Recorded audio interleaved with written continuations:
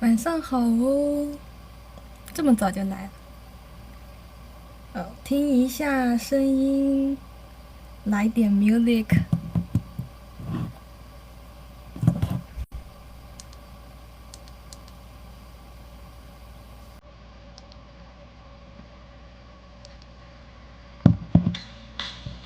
看一下声音和画面有没有问题哦。没有的话，再等十，再等几分钟就可以开始了。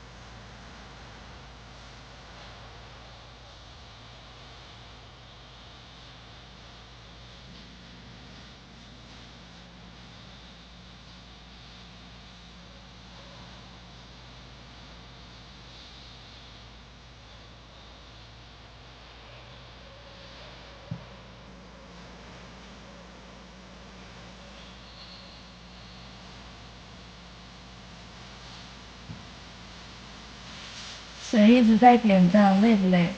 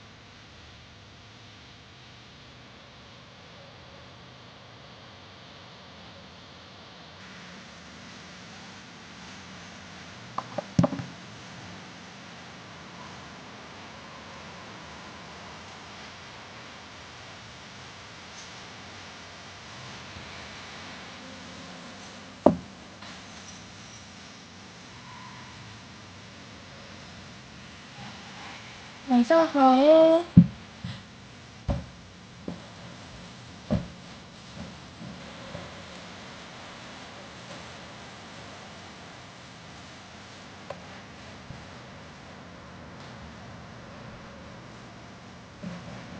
哎，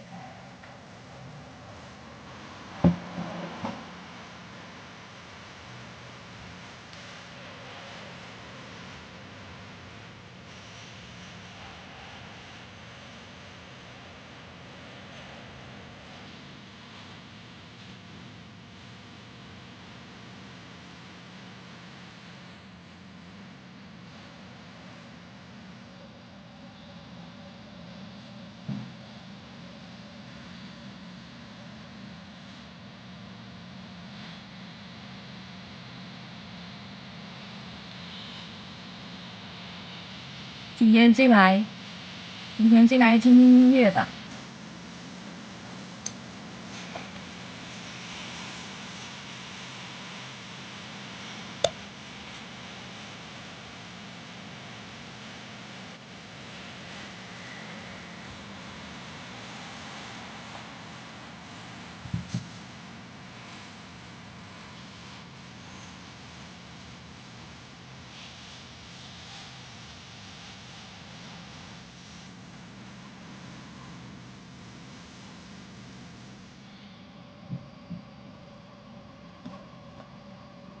还有3分钟。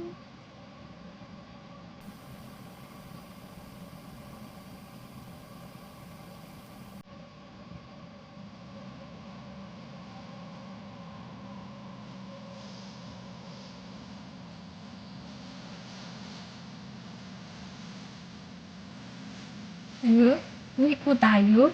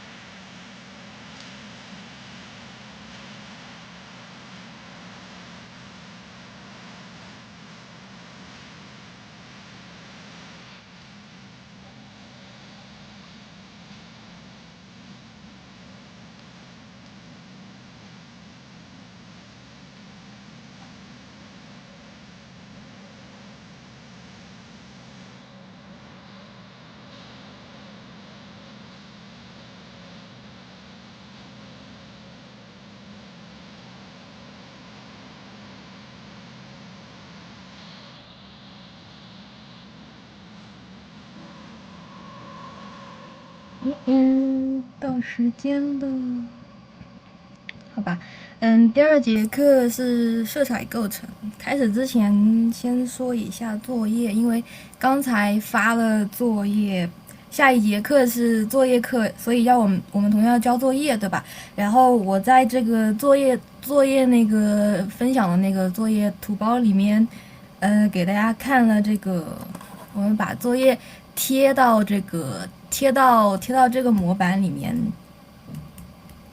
我们会发，我们应该已经在群里面发过了这个模板，把作业贴到模板里，然后把前面2节课的这个作业统一贴到这个里面，然后交到链接里面，不要交错了，因为之前经常会有同学搞混了。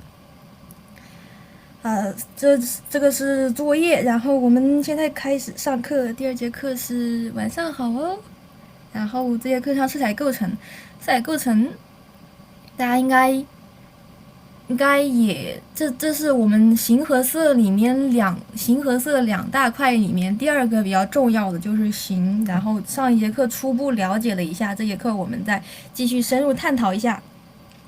好，首先我们可以看到我找的这几个图片，这个是谁？好像是康定斯基的作品吧？我们可以看到它是比较抽象的、很简单的几幅作品，但是很好看，很有效果，对不对？那么我们可以看到它的风格就是一些简单但是很抽象的几何图形的排列组成，但是看上去又很高级，又不像是小朋友画的。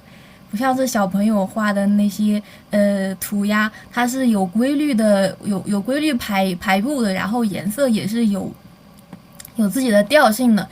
那么为什么同样是圈圈点点，大师的作品和小朋友的涂鸦就是不一样呢？因为它的色彩构成，它的构成，色彩和构成2个方面都有很深的这个研究或者是什么。好，那么我们可以看一下这张主要就是它有很多小点点，很多点点组成，对不对？然后这里还有一些其他。这张又多了一些其他的形状，比如说像房子，这个不知道是啥，它比较抽象。这个像房子一样，然后是梯形，或者是，然后这里还凹了一个洞，这个是半圆形。然后半圆形它自己中间这里还切了一道就算了，这里还点了个点儿，像眼睛一样，感觉这个有点像小鸟，像鹅。然后这里有一个细长一点的半圆，然后这里还有这些奇怪的形状，还有横线，然后这个也是一些莫名其妙的形状，但是虽然很抽象，虽然很莫名其妙，但它在整体的画面里面是不是就很协调？然后这张也是这张内容也会多一点。这张除了一些颜色过渡的这个圈圈之外，它中间这里还有一个多出来的一个刺进来的，像是一个像这个很抽象，没有绝对的根据我们个人感受来感觉这个像不像是一支笔点在这里。然后这里除了圆圈之外，还有一些其他图形，比如像这个正方形啊，这也是有一些排列规律的这个三个正方形。这里有一个小正方形，这里还有个黑色的正方形，这里有一个长的矩形，然后这里突兀的又多了一个点儿，对吧？然后这里整幅画面都是比较暖色调、比较明快的一个颜色，这里突然又多了一个深色的梯形，这里还有一些意义不明的 W 小 W 一些这个形状。好，然后这张和前面第一张很像，是很多大小和色彩都不同的一些有规律又好像没规律的比较抽象的这个点去形成的。然后周围晕染开来的这些颜色包裹着它，形成了一些比较特殊的效果，对吧？那由此我们可以看出这个他的这个作品里面主要是由三个点线面三个部分去构成一个构成一幅非常完整的，然后比较有内容的内容比较丰富的信息量比较多的一个画面。好，那么我们不去搞抽象，那么我们平时在去欣赏其他的这个画面或者去分析其他的作品的时候，也可以也可以注意一下我们画面里的点线面，去简单看一下，比如说这张画面的这个构成是不是很有感觉？这两个人站在这个楼道里面往里面走，然后一束光打下来，那么为什么这张画你觉得好看？那么我们来分析一下这张画面的构成。好，首先是我稍微操作一下，首先是这样一张图片，对不对？那么我们先用黑白来看一下它的这个，不要去纠结中间这个桥有什么，不要去纠结这个桥什么构造，这个桥洞这里有一面墙，这里面墙，进去以后里边还有房子，还有电线杆，这里还有路。这里还有什么？还有树，还有这里也有一面墙，这里还有栏杆，好多复杂的地方，还有雪。这里有一条路，这个两个小朋友走在一起，这里投影，然后这里有积雪。先不要去考虑这个东西，我们来看一下它的构成。这幅画把它缩小，还是把它缩小。那么首先就是它的这个面的形状。是不是大概感觉像是这里有一个扇形，对吧？然后周围都是黑色的被遮住了，黑色的这个东西，你不要去考虑它是什么了，你去感觉一下它的构成，它的剪影。好，这里可能会稍微有一点点过度，我们把比较重要的部分去提取出来，比较重要的结构和这个造型把它提取出来。对，它这束光的形状是大概这个样子的。然后中间两个人，我们用三角形来代替吧。这两个人站在这里。这里还有一个人，然后他们的影子长长的拉到这里，对吧？那么这幅画它的构成是不是简化一下，非常简单的把它归纳成一个大概这个形状？稍微修一修也可以。或者你有更多的时间可以去花更多的时间去把它再精细的去，他们在手牵手，好朋友，把更精细的一些东西也去稍微再，当然这个精细程度是取决于我们自己的，一般情况下会取决于我们自己的这个。根据我们的需要去定，因为没有像这些抽象的东西很多没有固定的答案。比如说你的时间很紧，比如说你只是想很粗略的去分析一下，你直接大概画成这样就可以了。但是你也可以，如果你时间稍微宽裕一点，稍微花个10分钟20分钟的话，你就可以再画再细一点，再去多增加一点它的这个，再去多，比如说你把这些大概的这个情况，再去精细一点，再把它细节再去逐步去增加一点点细节，然后把它们的这个细节程度按照等级，比如说我把这一块雪虽然有很多这个之间也有一点点色彩变化，但是我把它归纳成一整块，那么我们就把这归纳的一整块，把它表现在这个地方。其实这个时候已经可以初步的把你这幅画初步的去把这幅画的构成呈现在分析在你的这个画布上。说话好吗？因为讲时间长了就嗓子哑，所以声音比较，我声音很像小学生，好像我朋友们说我声音是超绝小孩音，好吧。不要弄颜色吗？我们现在第一步是分析一下它的构成。我是把我们看形状，对吧？我刚才是不是一直在用这个？我是不是一直在用一些特殊的形状去归纳每一块你眼中看到的一些色块？比如说像这块雪，它是不是就归纳成大概很抽象的一个这个形状，对吧？我们现在只看形状。然后这里这片光的形状是不是也比较突出？最明显的就是这个光的这个扇形，对吧？然后它桥洞的这个形状，整体你再看这个整体的话，这个桥洞是不是一个扇形的桥洞？这有一个形状。我们看旁边这张构成，我们先看构成，看到这个标题了吗？点线面。我们再看这个形状，这个人相当于就是一个点，对不对？然后我们的这个光照，这个扇形的光照，还有这里开了一个洞，桥洞，它是一个面。然后你的这个整体的这个桥的这个形状，是不是是类似于一个比较线状的、比较长的一个东西？和我们的这个最基本的这个色彩构成。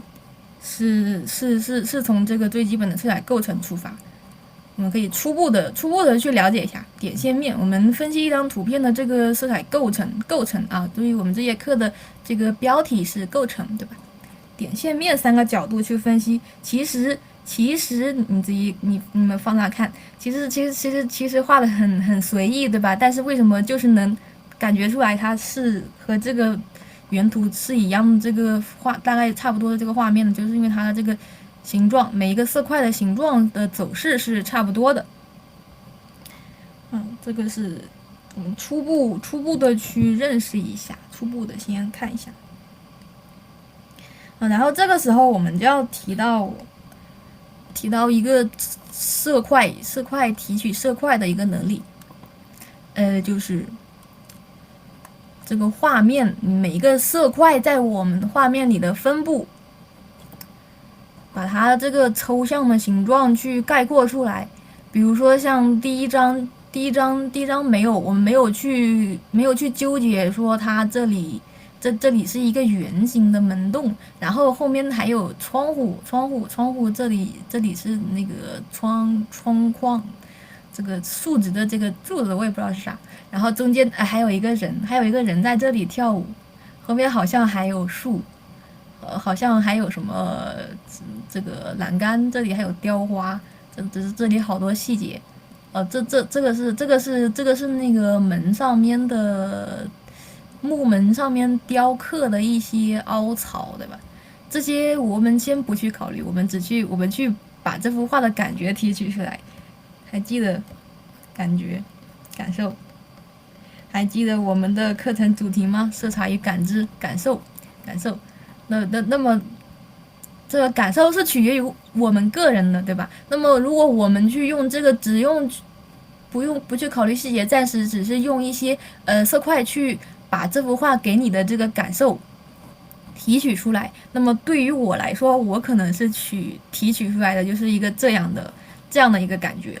刚才我们同学不是问说，是黑白的没有颜色吗？那么现在我们在初步认识的这个构成的这个点线面的基础之后，这现在不就是来了吗？是有颜色的色块，对吧？我们第一节课让大家训练了一下取色的这个色准，因为再往后走的时候，我们比如说像这个色彩构成，我们就要结合这个开始结合色彩，结合上一节课的这个取色，对颜色的掌握和这个对色块的掌握两个结合起来，继续往下深入研究，对吧？好，就比如说像这个我们不仅仅要去分析它的色块在一个画面里面的分布和比例这些小东西，同时还要考虑到你的这个颜色，你对这一块颜色的归纳。比如说我感觉到它这个画面的这一块大概中间这一块是是一块比较明亮的黄色，所以我让这些明亮的黄色的色块分布在中间这个地方，但是它其实，我们看上去是一大块黄色，但其实这个黄色内部还有一些色彩变化，对不对？那么这个时候我们就要根据你对这个色彩的这个提取能力去提取一些比较。在这个黄色色块里面占权重比较大的一些其他的这个颜色，去构成这些，去覆盖它，去构成这个像搭积木一样，搭积木。然后像中间这里很明显，这里好像站了一个人，对吧？所以它这一块会有一块比较深的、比较暗的一个色块。然后这里伸出一个手，我们可以直接抽象一点，画一个长长的这个东西把它盖住。然后像这些，反正就是你把你的感觉抽象的感觉归纳出来啊。其实这个没有标准答案，比如说我现在感觉它还可以，这块还可以再深一点，这块可以再加深一点，那你就不要去考虑太多，反正你看到什么就。先根据你的这个感受，先根据上一节课的这个训练内容你把这一块的感受到的颜色归纳一下，试一下，可以创造一个剪辑蒙版，防止它颜色涂出来。看这个颜色可不可以？有一点红，绿一点。好，它可能是覆盖在这个颜色之上的。现在可能这一次我的感受又是这样的。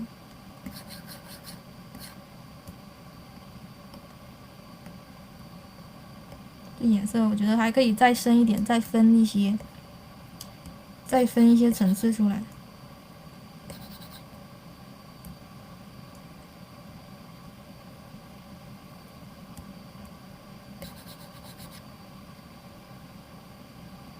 好，现在这样可能会我感觉这样会稍微再更像一点，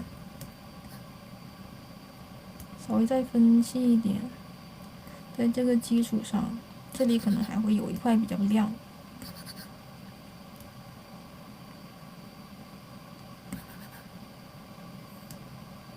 小一点，范围小一点，它占比小一点。可能现在的话，我会感觉这样会比较稍微更像那么一点点。当然，因为我们不是完全复刻，所以很多细节不会把它画的一模一样。我们在分析它的这个色彩占比，对吧？有像这里把它分成了1、2、3、4这一块很深的色块分成了4个层次。好，这个是初步的去感受一下。那么我们再来看这张刚才那个是这个是给大家先看了一下大概的这个效果，对吧？这张我们亲自来看一下。这里有一个画布，看的不太清楚。这里其实有一个画布。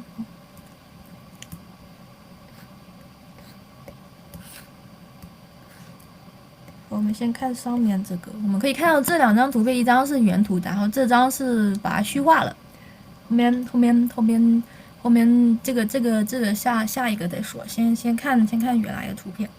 那么色彩构成，首先色彩构成是什么？就是我们的色彩分布，对不对？首先你先要把它的这个颜色，大概的颜色，每一块的颜色分析出来。我感觉初步的先非常粗糙的、非常初步的一个颜色感觉，比如我感觉这里我觉得它是一个这样的颜色，但是由于我们是在一张白纸上面画，上一节课不是讲到说周围的颜色会对我们的对这个颜色周围，比如说这个颜色周围是白色，然后这个颜色周围是很深的这个背景颜色，所以会对我们的判断产生一些影响嘛，这是正常的。所以我们先不要过于去纠结它颜色到底准不准确，我们先把大概的这个整体的这个调性大概先确认一下。然后天空大概是这个感觉。好，感觉颜色纯度有点高了。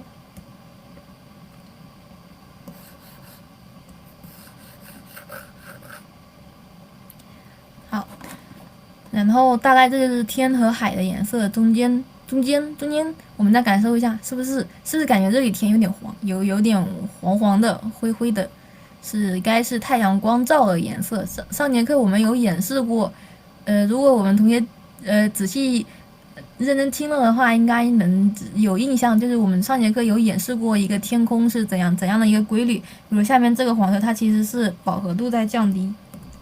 看这个原来颜色是这样，对吧？它的颜色偏黄，那么我们就把这个条条往右边稍微拉一点，然后把它的饱和度拉高，稍微这个是光照，所以它明度也会稍微亮一点，对不对？试一下，感觉还是有点绿，往上一点。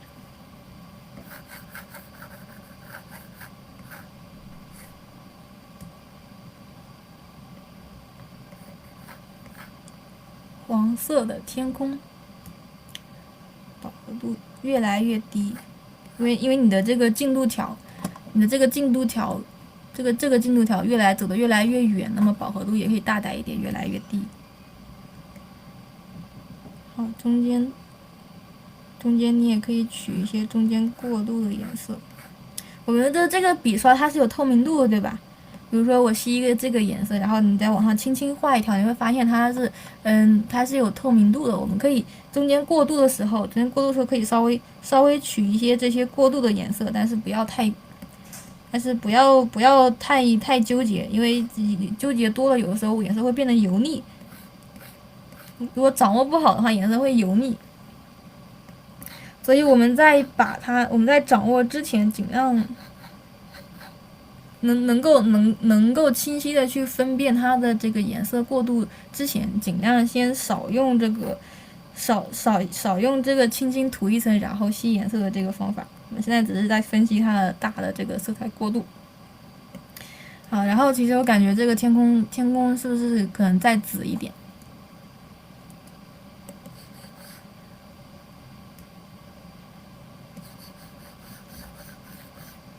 稍微再暗一点。大概差不多就是这样。然后是下面的这个湖，稍微上面这个湖，它因为倒映了这个天空的蓝色，所以可以稍微增加一点这个蓝色上去。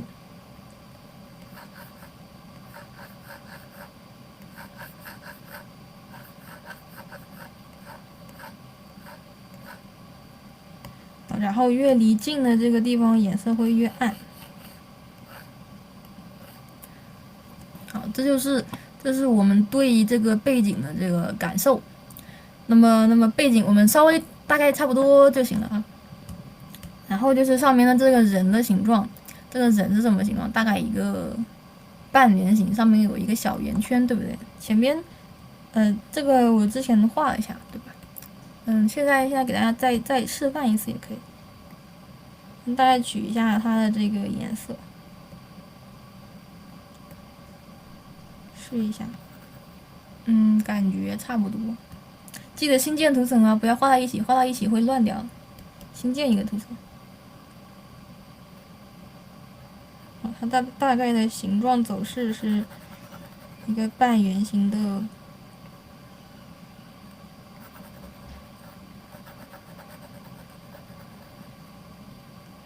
半圆形的形状，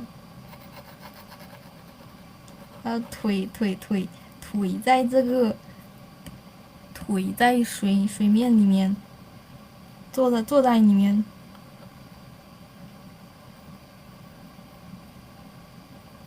啊，这个是头。啊，这是这样一个形状，对吧？这样一个形状。那么后面这里有一个人。大概也是这样一个人形。啊，这里还有个人，这里还有一个很小的人。我们要把它的形状，大概的形状外形归纳一下。比如说，为什么我们画人的时候要画成这个样子？为什么我们说画人？微信，比如说像我们的同学的头像，它就是没有设置头像，它的默认头像是不是就是一个人，然后这个样子？然后你去画树的时候，我们默认树是这个形状，然后我们在画小草的时候，小草是这个形状。这就是我们平时潜移默化中对一个形状的进行的一个归纳总结，把很多它的树其实是不是这个样子呢？它不是这样，对吧？树它其实还会有很多这个小的叶子呀，然后那个星星点点的这个叶子形状组成。那么，但是我们会在潜移默化中把它的形状归纳成一个大概这样的一个不规则的一个扇形，然后下面竖着一根树枝。所以，那么我们也可以把无关我们自己画的时候，可以把无关紧要的这些小细节，比如说。刚才取这个颜色，把这些无关紧要的小细节，像这个，像这个，这里衣服是这样翘起来的，这里还有很细这个褶皱，暂时我们可以像我们在画树一样，把它归纳成大形状，大的线条走势。比如说你知道他的人是这样，对不对？你肯定不可能把它画成这样，对不对？这个是最基本的东西。那么先把这个人形归纳一下，归纳成这样。当然，归纳到什么细节程度也是根据我们自己的这个，根据你的这个需求去判断。比如说，你只要画2-3分钟，或者画个5分钟，把它归纳出来，那么肯定不会画很多细节等级，对不对？但是如果你有充足的时间，你打算今天下午一个下午都把时间用的不是浪费，把时间花费在这个把时间花费在练习你的形状准确能力、形状概括能力上面，那么你就可以再细一点，把这个更多的细节去呈现上去，根据我们的需要。那么我们小作业的话，我们作业的话，10分钟、20分钟差不多就行了。你可以比老师上课的时候稍微再细一点点，但是不要太去纠结。他想看，当然可以啊，一起看呢、我们一起来。你表妹是小朋友吗？好，好的，我们刚刚说什么？把它归纳成一个色块形状，好，然后还有，我们仔细看，还有一个很明显的结构是什么？这里有一块，这个应该是冲浪板，小学生、小朋友。然后这个冲浪板白色的吧，很明显是白色的冲浪板，但是因为它这个白色是处在一个比较暗的这个海洋和天空的这个环境中，所以我们可能会对我们的判断也会有一些影响，这是正常的。我们去试一下，大概先画一下，感觉有点亮，稍微暗一点。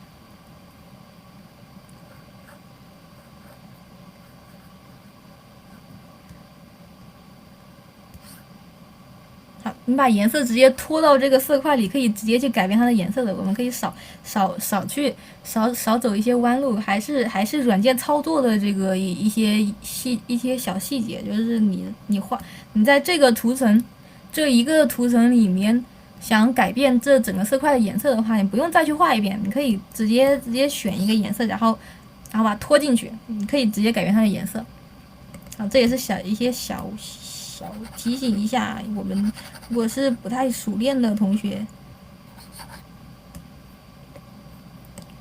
冲浪板，这个冲浪板，看一下，感觉也还是有点亮，稍微再暗一点。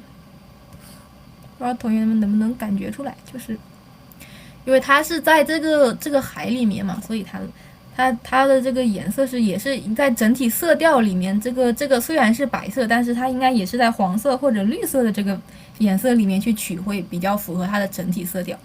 这里我选的是黄色，但是其实它更细的去分的话，可能它的这个如果你再去仔细分析的话，可能它是离这个人物近的地方，可能会受到它人物的影响，颜色会偏黄，但是比较远的地方。受到天空和海面的影响更多一点的话，它可能会更多的会有一点是偏蓝的一个白色。这些细节也不要太去纠结。我们后面画比较细的时候，可能会稍微考虑一点，这个也暂时不用太去纠结。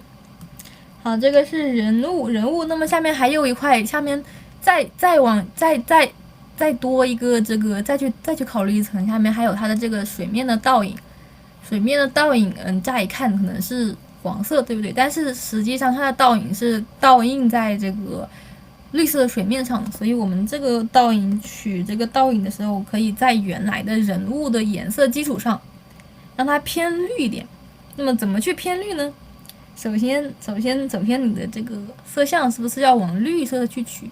稍微往绿色取一点，然后它是在水里面的倒影颜色，光色会有损失，所以它的纯度和明度也相对要降低一点。我们试一下，好亮啊！再大胆一点，重新开一个图层吧。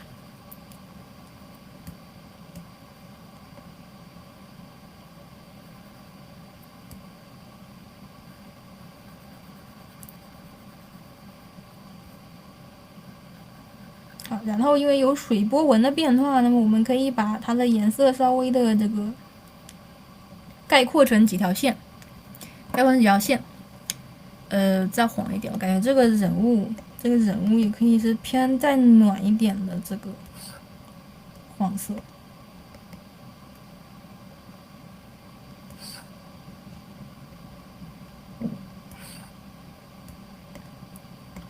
这个色调可能更像一点，然后因为这个离得越来越远，它这个和人的头和这个倒影离得越来越远，那么上面就会逐渐消失，就是它的颜色逐渐会没入这个背景，那么没入背景的话，它颜色就会逐渐的和这个绿色变暗变浅，然后往绿色去偏，这样会更有一个在水面消失的感觉，对吧？然后你可以。这样我们就把这张图大概的这个感觉是不是已经出来了？我们可以看到这个人物的分布，它是不均匀的。中间有一个很大的人物，然后后面3个人物，后面3个人头也是一个这个最大，这个稍微小一点，然后这个最小，然后他们中间之间的分布也是有三两的这个距离是不平均的。好，这就是刚才的这个色块的形状。第二个就是色块的分布。这个分布不要分得很平均，然后要根据对于它这个人物的走势、人物自己的这个分布的这个规律可以看出来。从这个分布规律去考虑，因为我们有时候会忽略这些小细节。然后是这个人物，还有他头上戴的一个头套，对不对？头套。那么他人物他穿的是黄绿色的一个衣服。那么我们这个面罩它是一个眼睛看你就可以感觉到它是一个很深很暗的一个颜色。那么怎么去取这个暗呢？当然是在我们这个色调范围内去取。在这个黄色的这个范围里去取一个比较深、比较暗的一个黄色，对吧？好，大概有一个，哎，这是什么东西？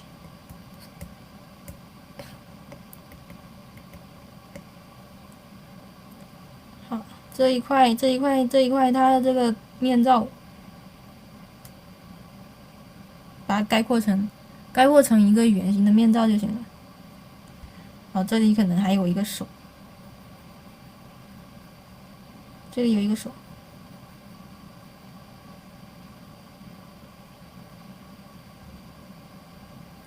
咦，这个时候我们同学又要感觉怎么感觉你这个很平面呢？因为我们还没有画阴影，在这个人物的基础上，在每一个色块每一个色块的这个大色块的基础上，它们中间还有他们自己的这个阴影，对吧？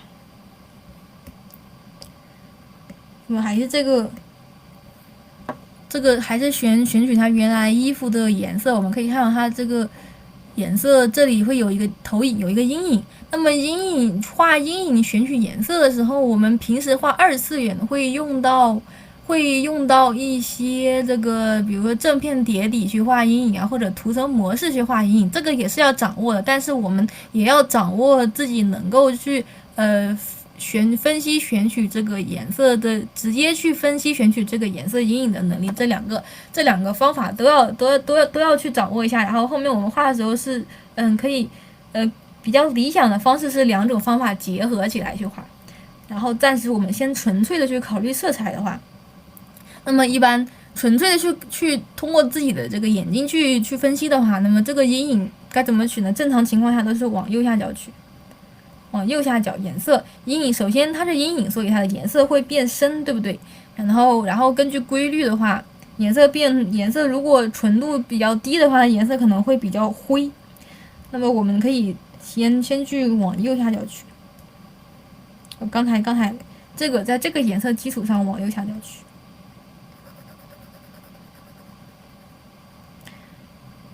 好，大概是这一块。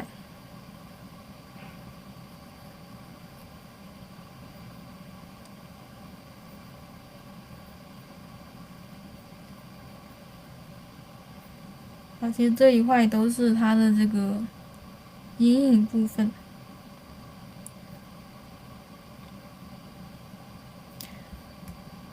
好，然后再根据这个，我们把它这个阴影分析来，再去进行一些比较细的调整。比如说，很明显可以感觉到这个原图这里是比较偏暖一点的。那缩小看，这里是不是感觉更有橘黄色的感觉？有橘黄色的感觉，橘黄色。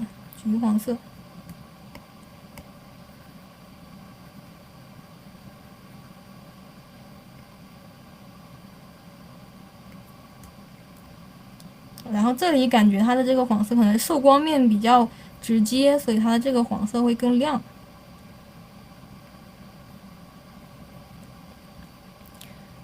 好，这样就把它这个大色块归纳成这个样子。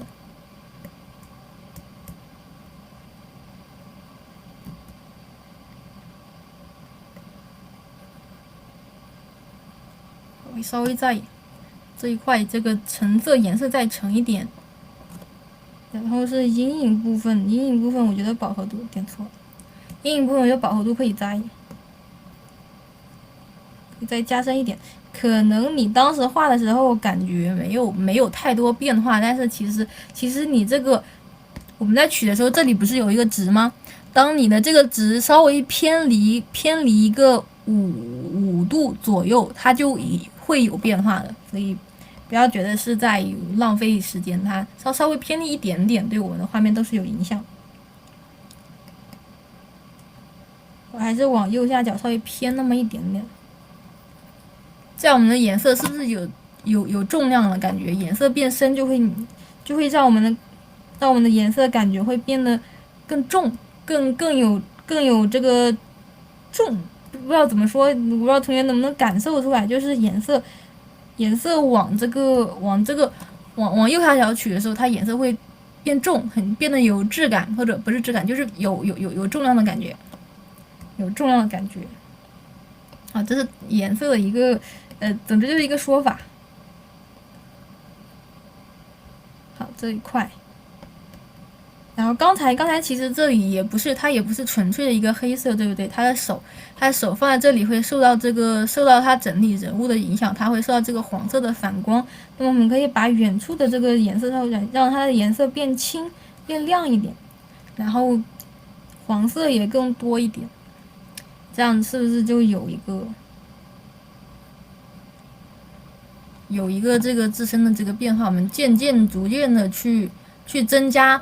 首先，像刚才我们的顺序是什么？先归纳大色块，对不对？然后逐步去增加细节，比如说背景，我们先背景把这个蓝色的大色块和这个绿色的大色块先归纳起来，然后再去仔细分析它的细节，分析天空的这个细节和海面的细节，去增加这个层次，增加这个天空由黄、绿、蓝这个变化的层次，然后增加这个海平面由蓝变成深绿色这个层次，然后我们画人物的时候，虽然人物的形状会有一些比较大的变化，但是和这个基本逻辑也是一样的，先把一个人的这个大的形状概括出来，然后去逐步的分析它内部的色彩变化。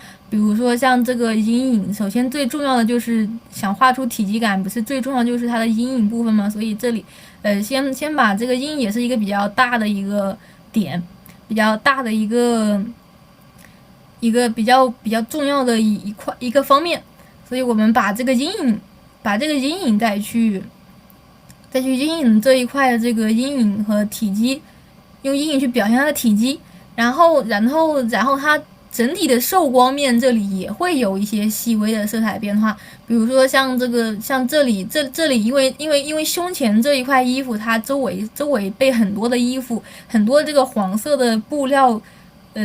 聚在一起，光线会聚在一起，所以它的颜色会更鲜艳一点，可能更偏橘黄色一点。然后像这个膝盖这里，膝盖它是直直的接受了这个太阳从这里的这个反光，太阳从这个地方照射过来，好深的颜色。太阳从这个地方直直的照射过来，这个身体可能接受的更多的是周围的这个环境光，但是这个膝盖这里可以再亮一点，再颜色再绿一点，再亮一点。然后这个膝盖可能会接收到的更多的是天空。怎么没电了？刚充过电。等一下，充个电。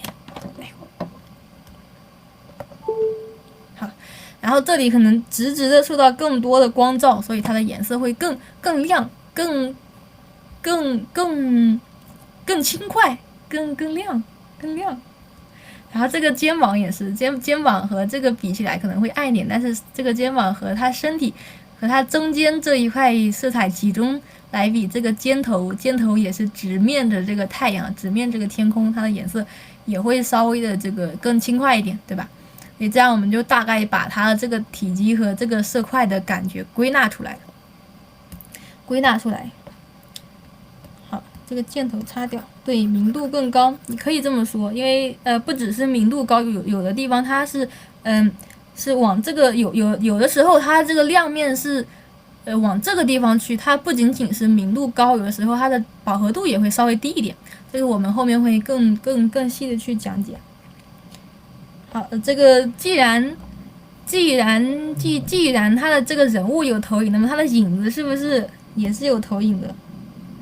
然后你去分析一下，你可能还是感觉很，如果没有经验的同学，可能还会感觉很无从下笔，或者不知道这一块颜色到底该怎么去取。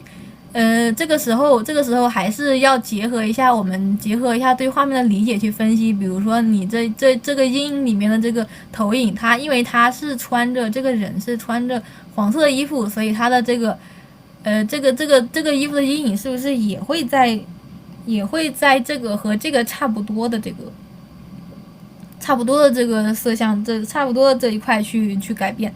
那么它首先还是明度低，然后往右下角让它颜色稍微重一点，然后因为它是在水里面，会受到它是水的投影，在水里面颜色会有这个发散有损失，所以它的颜色会透出一点这个湖面的绿色，颜色会往绿色去偏一点。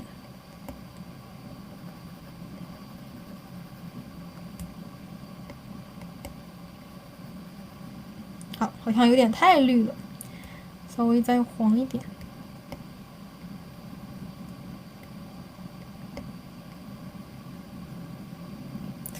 我们可以看到，我没有把它全都画成黄色，而是绿色之间包裹着一点黄色。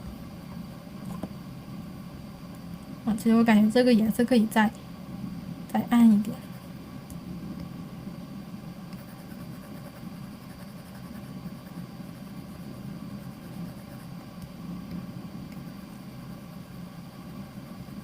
颜色的变化再丰富一点，中间会有一点比较亮的反光。根据我们自己的理解去把这个色块抽象化。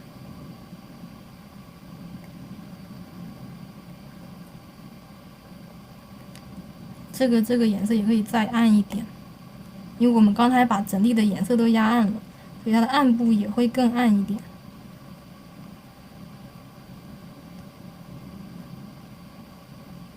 然后比较远的地方会偏绿，像这些地方它会偏绿，比较绿的这个阴影。好，再抠就要把它全部画好了。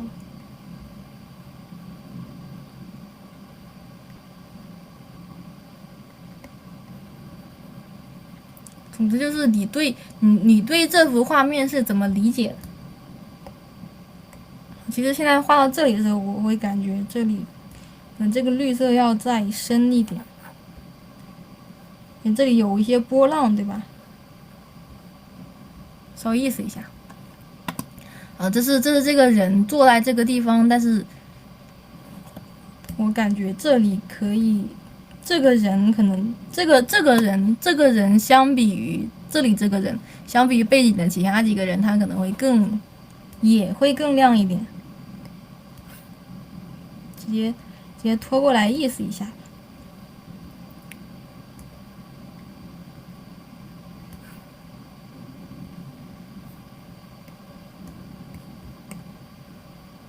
这个人大概有一点这个阴影。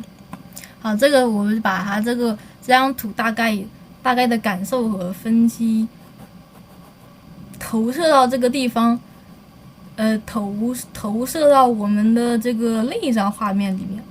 那么下面这张呢，我们可以看到下面这张把它模糊掉了，我们可以看到很多细节都没有了。比如说像这个头戴这个面罩，这里如果你没看过原图的话，可能会看不出来这是什么东西，像一个有点可怕，像一个怪物。这个时候我们上一张图片是结合了你对这个画面的理解和分析，你对这个它的水面倒映的这个蓝绿色倒映到它衣服上，去理解，去用你自己的这个语言去把这个颜色去找这个颜色。那么下一张我们就重新开始，不认识。韩剧里面会有两个人出车祸，然后失忆，突然就两个相爱的人突然就互相之间变成陌生人，突然就不认识了。那这个时候我们也是，我们和这张图告别过去的自己，突然就不认识他了，然后你也不知道这什么东西，把它模糊掉，你直接倒着画，或者是这样360度旋转的话也可以，就是不要想它是什么东西，不要想它是天还是水，你直接时间有点长了，直接在哪里？直接把它归纳成。直接把它归纳成这个抽象的东西，你这个时候你看这张图，你也不知道它是什么东西。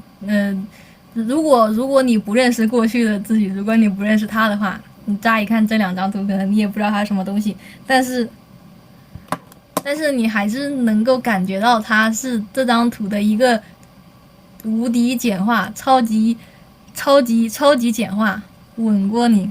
对，你有的时候画不出来，或者觉得画很麻木的时候，你可以把它倒过来看，或者这样看，对吧？然后我们再看这4张图，它还是同一张图片，对不对？但是我们通过不同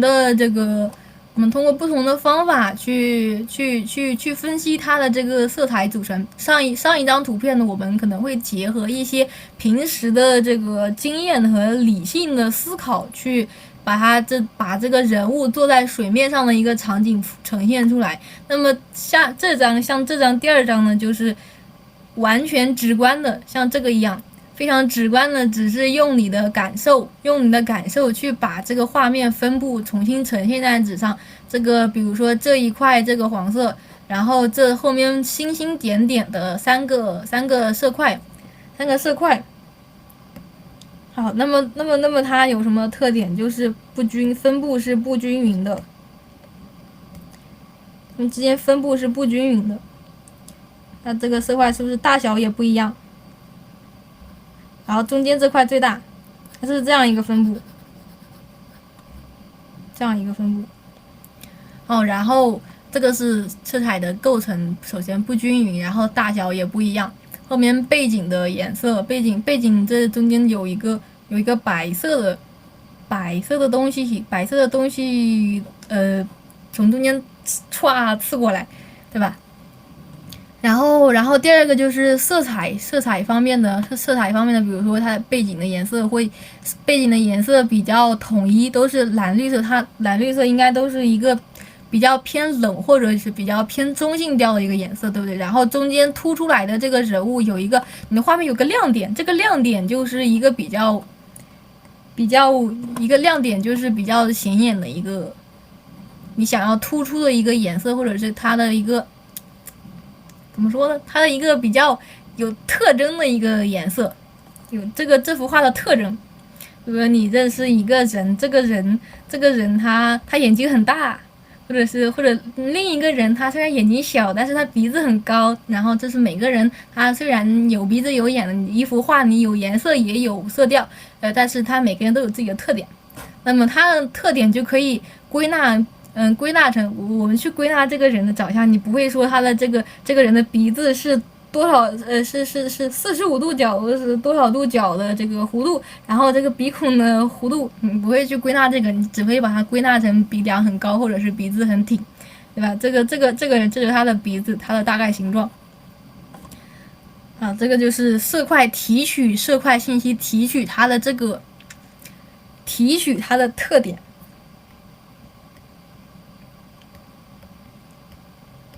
好，那么我们再简化一下，刚才不知道同学们有没有感觉，有没有困了？我们再简化一下，那么想去练习这个能力，先不要想那么多，就按照先按照我说的这些去练就可以了。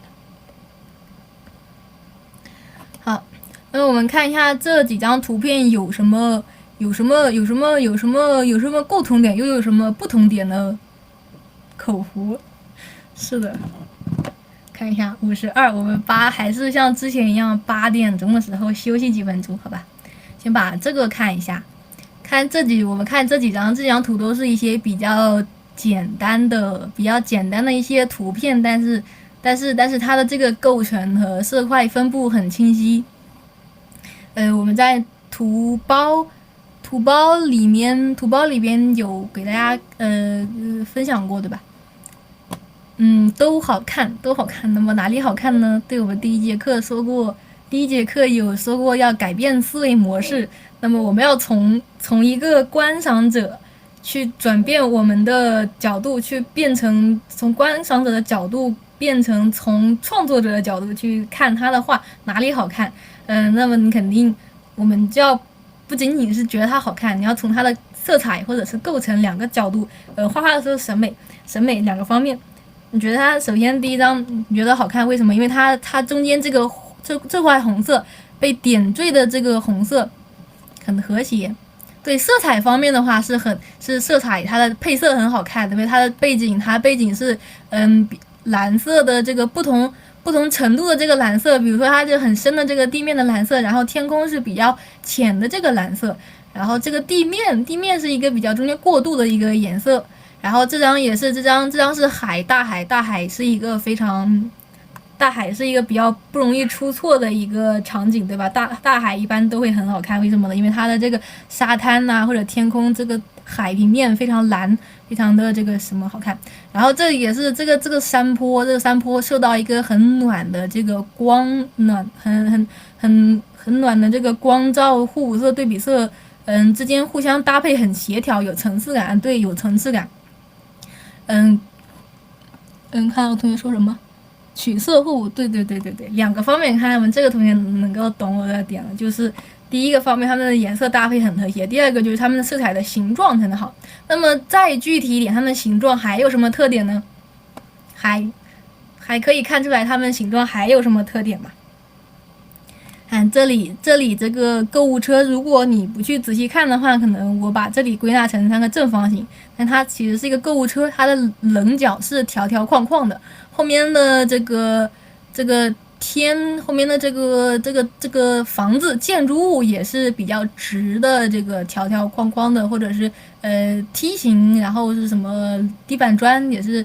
这里这什么大的形状都是方形的，然后像这个海平面也是直过来歘了一条，然后中间零星的分布了一点这个分布的这个小花，我这把它很抽象的概括成正方形的小花，其实是复刻了它这个花的分布，复刻了它的这个分布的这个规律，比如说这里有一个，然后这里堆2个，这个分布规律，我还是用正方形把它归纳出来的。但是这张很明显不一样是什么？这张很明显它的线条是弧形的，是圆形的，对不对？线条明朗。前面几张它本来的这个海平面或者是这个这个建筑它都是比较硬的这个线条，但是这个山峰它是不是很柔和？其实这张的话是我主观处理的，其实它这个也可以，这张也可以把它的这个归纳成圆形或者是更柔和的形状，因为这张中间是一个比较这张图片在中间它也是一个比较过渡的一个图片，然后这张就是整体它的山脉都是连绵起伏的感觉，对吧？因为所以说我们的这个物体的形状起伏也会对我们的画面的感觉有影响。那么具体是什么影响？就是我们可以归纳一下它的线条有这个，像第一张就是像直线，对不对？一个直线，然后这条线就是 S 型，对吧？可能更多的还会有一些 CSI 或者是 Z 线，直的这个线条。这个就是我们线条可以把它把这个色块的形状简单归纳成这几个字母 Z 或者 I 的话，其实就是一个硬一个软。我把它重新写一下，硬的、软的，或者是之间互相之间组合。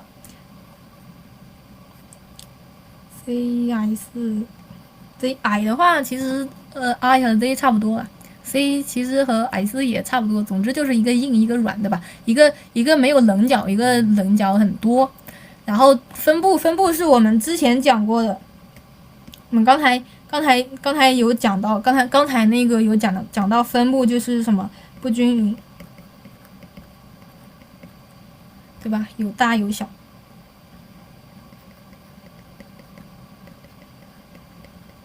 所以我们的这个形色彩构成呢，它构成是怎么构成？有两个构成，也是分成两个方面，一个是你的这个色块的分布还是不均匀或者有大小，比如说像这个就是这里三三两两的这个零散的这个分布，然后还有就是自身的这个外形，像这个就很明显很多的这个 Z 或者是 I 线。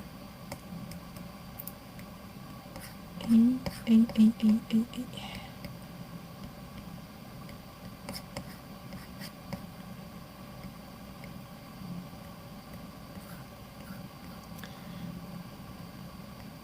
我怎么找不到它的图层组？乔德玛得。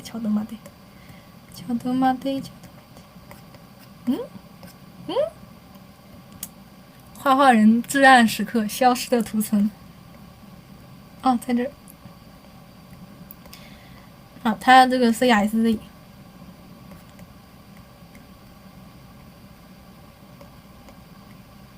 这张我们一会儿再看，好吧？消失的图层 CS。莫名的绝望。对，然后这张我刚刚讲哪儿？比如这张很明显有很多 Z 线或者是比较直的这个线条分布在画面里面，对吧？这张非常明显，只是有很多比较像这种很硬的这个图片。然后这张的话，这张除了去考虑它的分布的话，你再细一点就要去考虑到它的这个花瓣，它花瓣是弯的，这个花的形状，它的花瓣的形状其实是这样子的，对不对？它其实是这样的，然后这个花瓣它是这样的，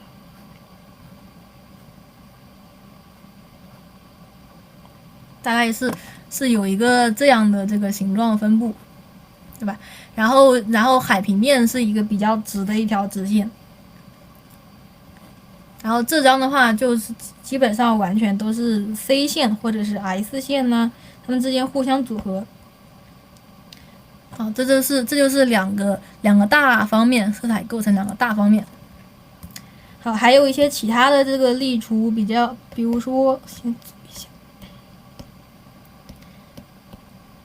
比如说我们来看一下其他这个，我们刚才看的都是照片，对不对？那么我们来看一下，大家看一下其他的一些，画课间休息了吗？哦，等一下，几点了？8点了，好吧。那我们同学消化一下。其实前面讲的就是这两个方面，对吧？就这两个方面。来点 music， 咪酷打油。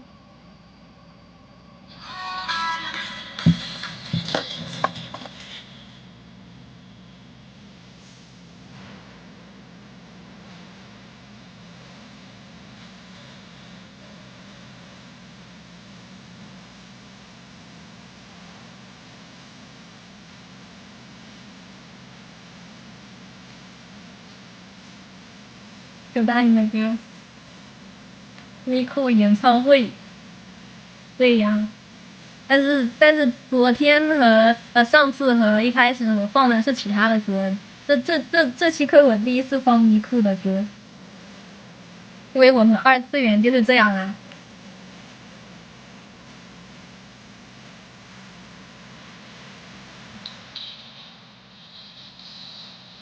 咪酷打油。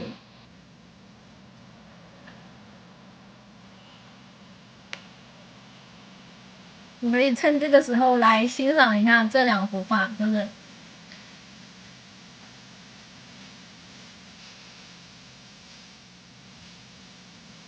不知道哎，你看有没有可以设置的地方？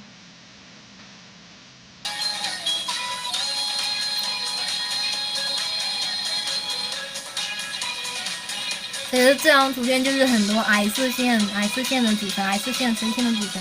这张的话就是 Z 线和 S 线之间互相结合拼起来的感觉。你刷新一下看看，可能你下一次突然打开又出现了。一般都可以修改吧？这什么歌？这首歌太丧了，换一个。换一个，换一个闪一点的。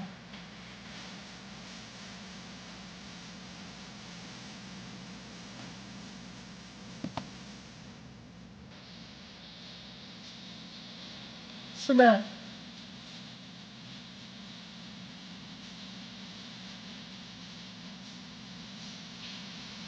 应该是你刷新了一下，它就出来了。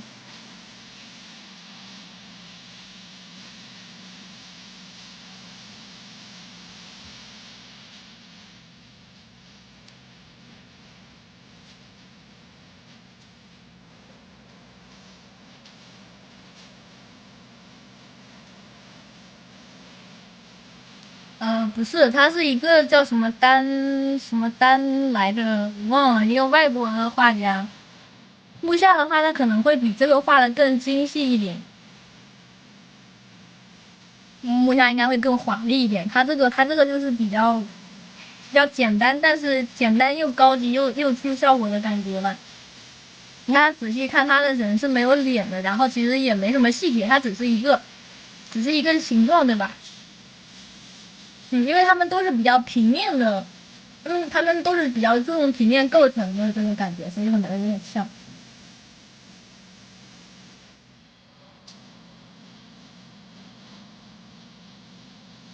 二次元老鼠。是的，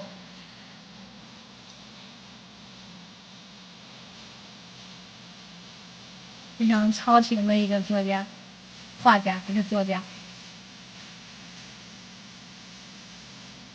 5分钟时间够不够？够吧？还有1分钟啊。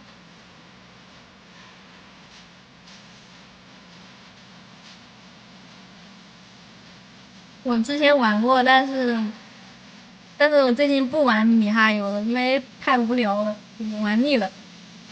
我很久没有玩米哈游的游戏，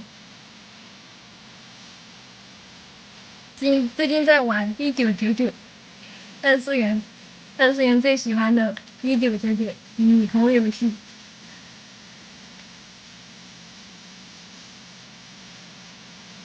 因为我很喜欢它的画风，但是玩法确实有点无聊。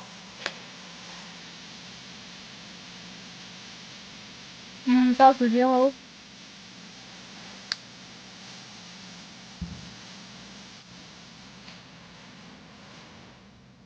残忍的关掉。好，我们继续开始讲下面的东西。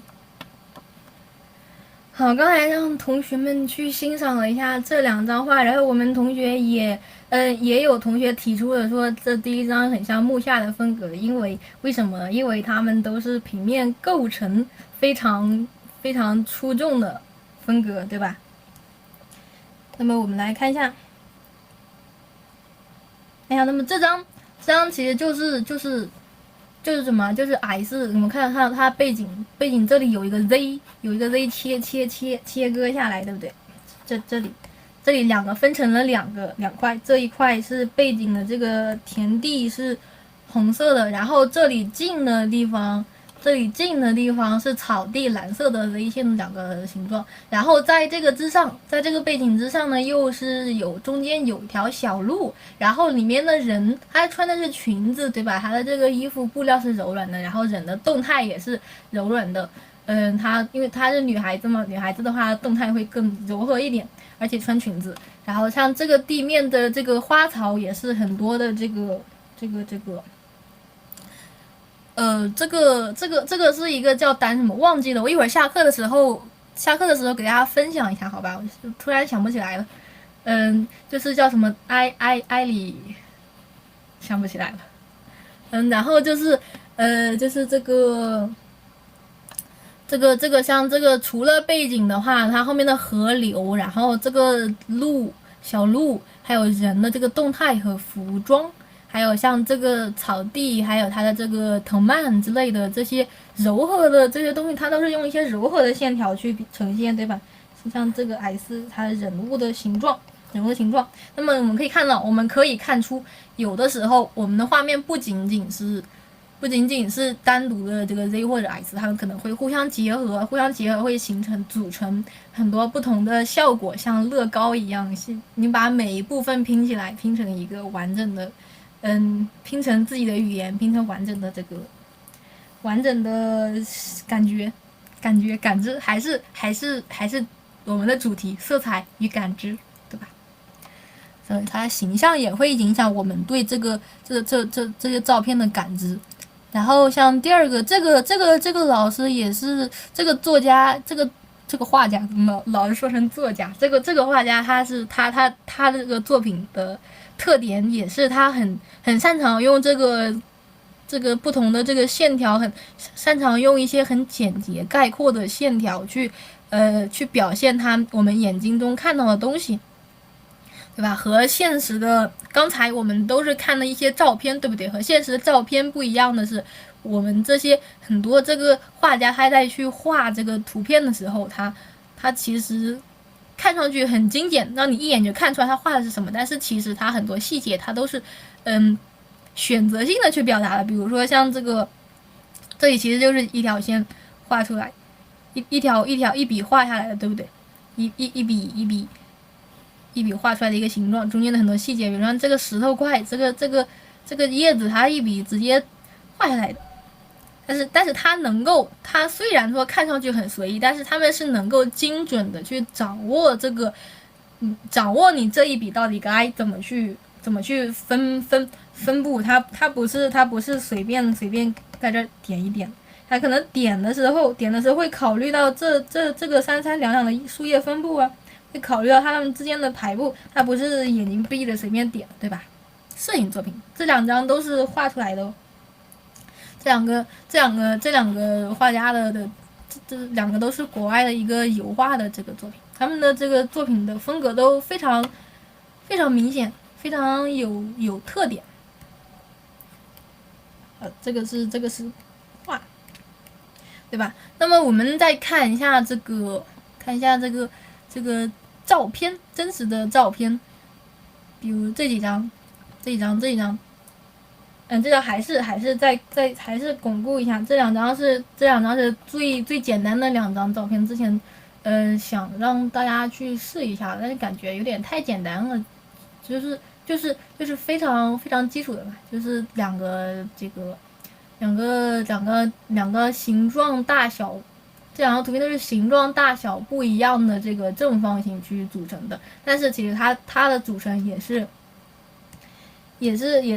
也不是随便去画一个正方形的。那么为什么？对，是这个做摄影作品。那么为什么这张摄影有感觉呢？因为它还是考虑到你的考虑到分布的，比如说它这个分布的占比，这个浅蓝色是一个长的一个比较长的这个刷成蓝色的墙，把它偏蓝一点。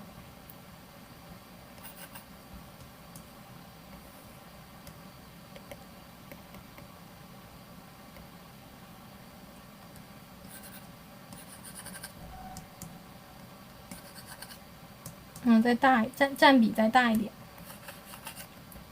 好，怎么样去还原一张图片的感觉？我们可以看到我画的很随意，对吧？我的这个画布都是随便拉了一张画布，我的画布尺寸和这个原来的尺寸都不太一样。但是我们想要去复刻它的感觉呢，更重要的一点就是它的画面占比和它的这个颜色的搭配。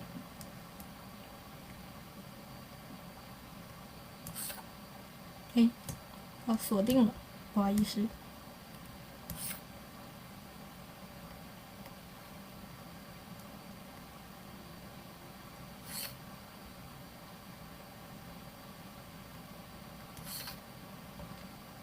其实它的颜色会有一点点层次的变化，想加就加，不想加就不加，反正这是取决于你的取决于你怎么理解吧。取决于我们如何去理解它。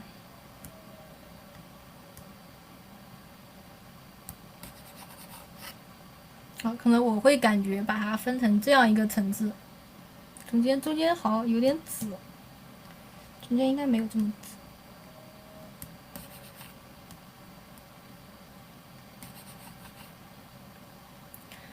好，我的理解是把这个背景界面分成三个层次。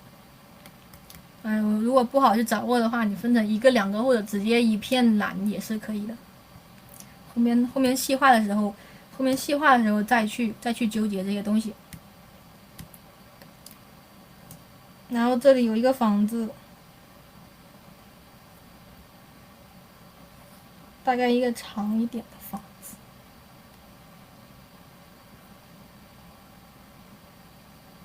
好，这个房子是橘色的。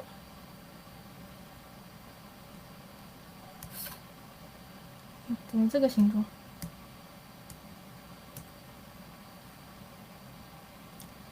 橘色的房子，你再亮一点，再亮一点。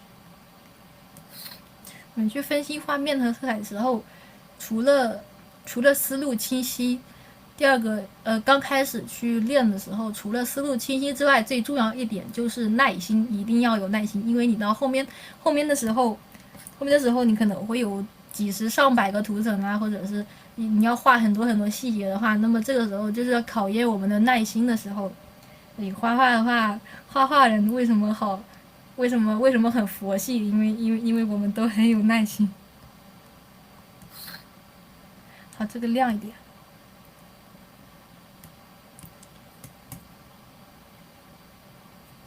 然后这里有白色的窗户。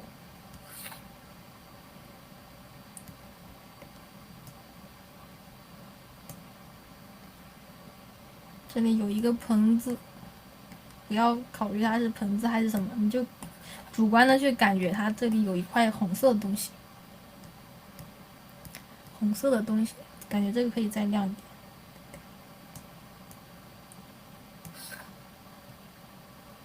好，这样大概的感觉就是这样，淡淡的肤感，画人，好悲哀的感觉。然后这里还有一个长的房檐，也是白色的，对吧？直接洗吧，反正也是自己选出来的颜色。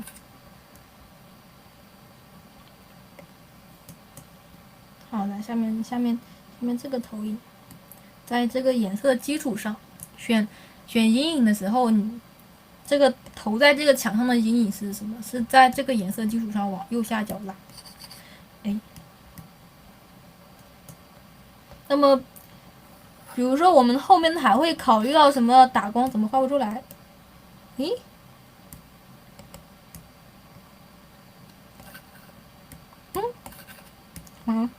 画人至暗时刻，怎么画不出来？哦，在这儿。图层搞错了。好，差不多大概就这样，可以再暗一点。那么我们后面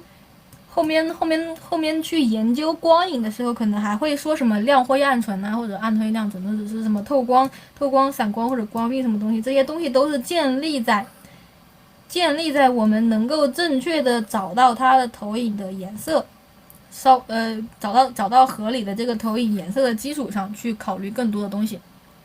好吧，我们一开始的时候都是先打基础，先从基础开始。好，大概是这样。上面有一个小花盆，我们用正方形代替吧。这是一个红色、咖啡色。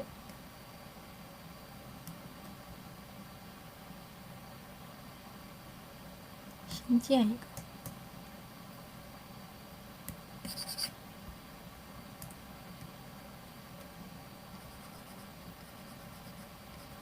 好，然后阴阳，好有点黄了，把它的这个亮部和暗部上稍微表现一下就可以。去还原它的色彩比例和色彩构成，不要去纠结它的细节。我们现在考虑的这个是分布，现在不考虑自身形状，考虑的是分布。分布的话，可能找一些棱角比较多的图片会比较更好的去理解。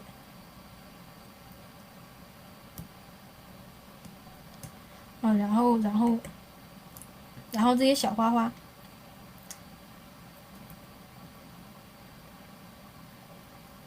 像刚才一样，你的每一笔，你要知道你的这个点为什么要点在这里。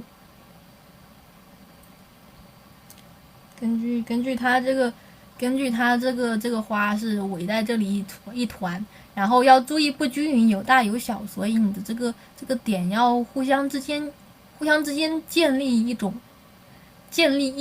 关系，一种自由的感觉。晓得吗？对，感觉这个颜色，这个墙可以再蓝一点。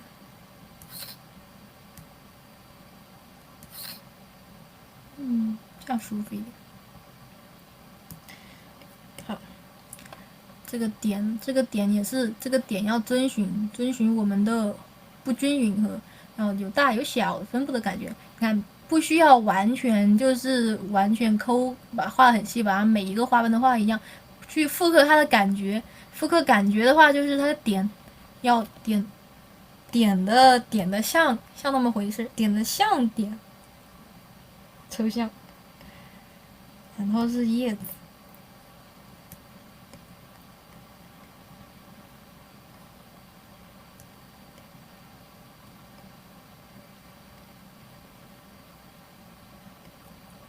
好，大概就是这个样子吧。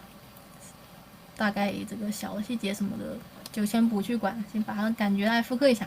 我们可以看到，我们把这张图的这张图大概就把它的这个感觉分析出来了。其实也就是色彩小稿吧。后面去进行自由创作的时候，我们会帮助大家去画一些什么色彩小稿，去快速的去分析你的画面效果，对吧？这个对色彩的归纳呢，就是对色彩的归纳就可以锻炼我们这个快速分析这个画面效果，或者是套公式快速得到这个结果的一个小方法。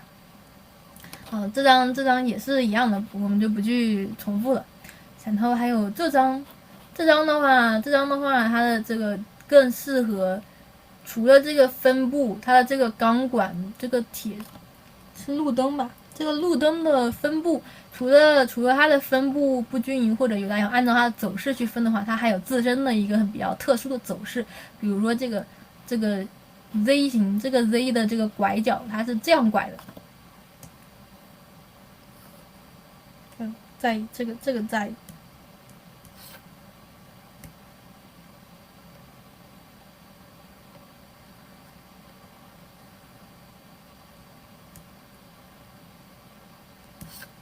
大概一个这样的走势。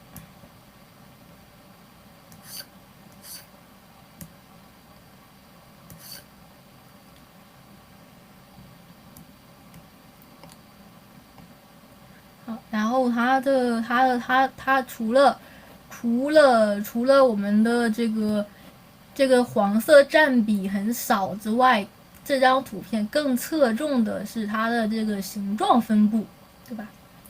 形状分布，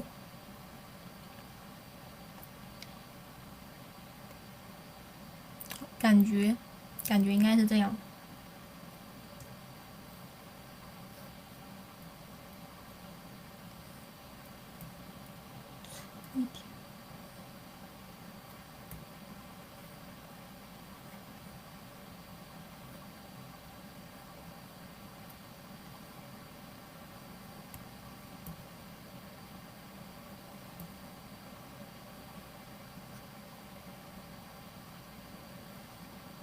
这是它这个它的这个路灯的大概的走势，然后防止我们画混了，可以多建几个图层。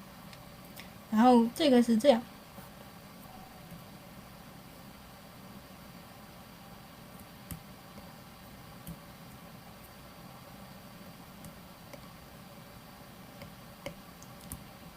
然后这里还有一根这样的。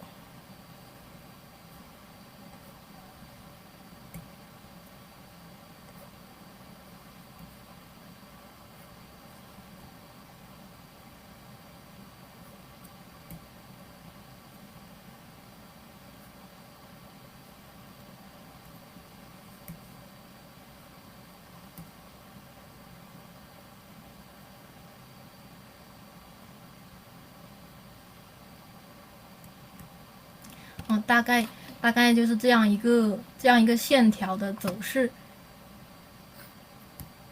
记住它的走势。总之就记住这样一个形状，对吧？然后把它复刻的比较把它相对精准一点的复刻到这个画纸上，然后是这个，然后是它受光面应该是偏橙红色的、偏橘黄色的一个亮的地方。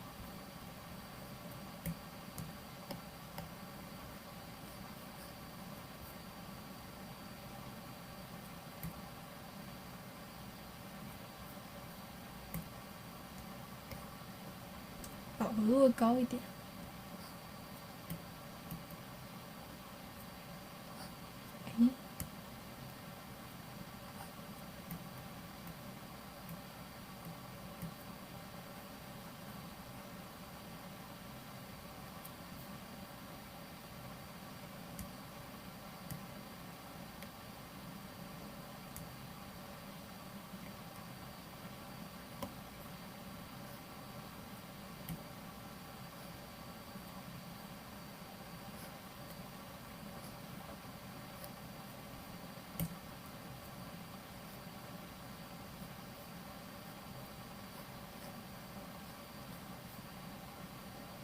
大概把它的这个亮的这个受光被光照到的这个地方大概复刻一下。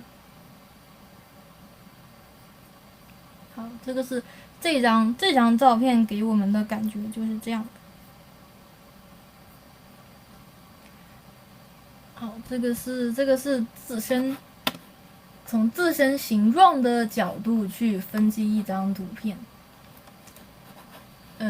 然后前面这2张呢是它的这个分布，但是其实我们在画的时候要结合我们具体的去画的更细的时候，要去结合这2个方面一起看。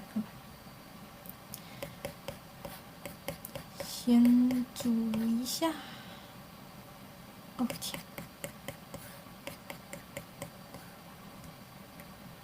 好，这个是这个。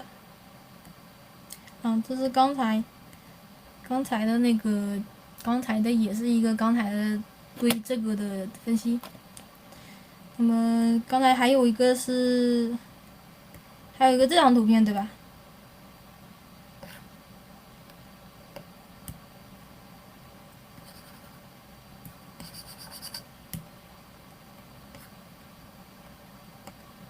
擦掉。好，刚才这张图片我们就可以稍微根据把这张图就是把2个结合起来，我们可以把2个结合起来来分析一下最后这张图片。首先这个画布稍微分析这张的时候稍微严谨一点嘛。那么我们的画布也开差不多吧。刚才我图省事儿，画布随便开的，这个画布我们就用一样尺寸的画布，严谨一点，好吧？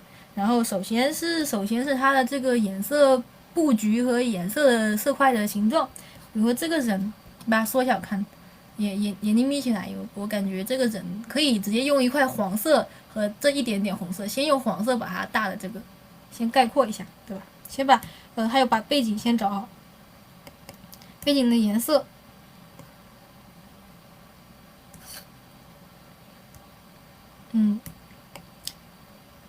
然后渐渐它背景天空是渐渐变暗的。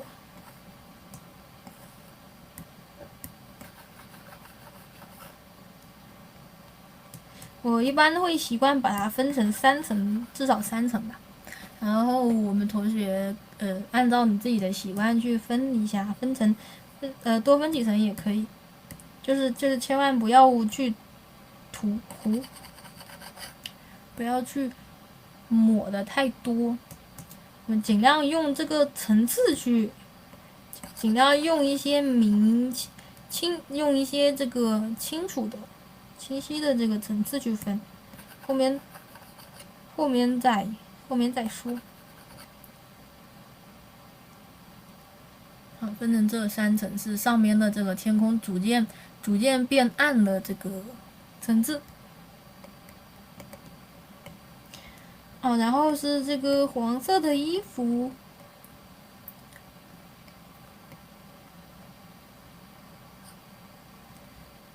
好，按照这个 CSZ 的这个线去概括它的形状。那么首先是这个身体，细一点，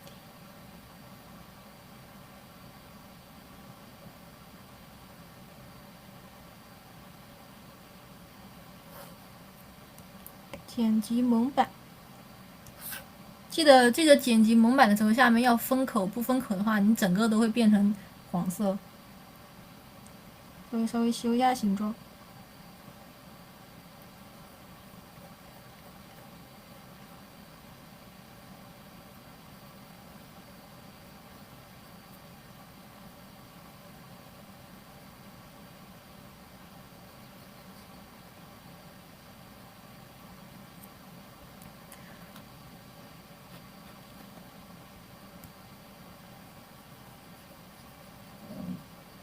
其实感觉这一块画有点多了。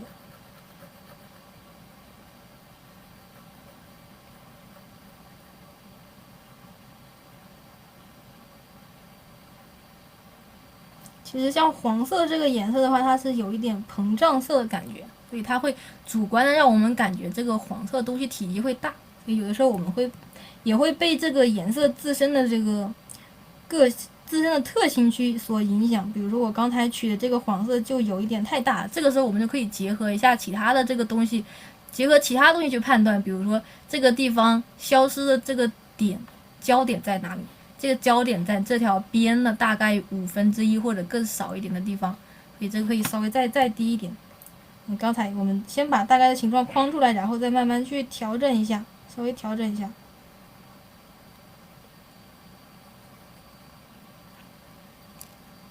想起一名故人，谁呀？我没想出来。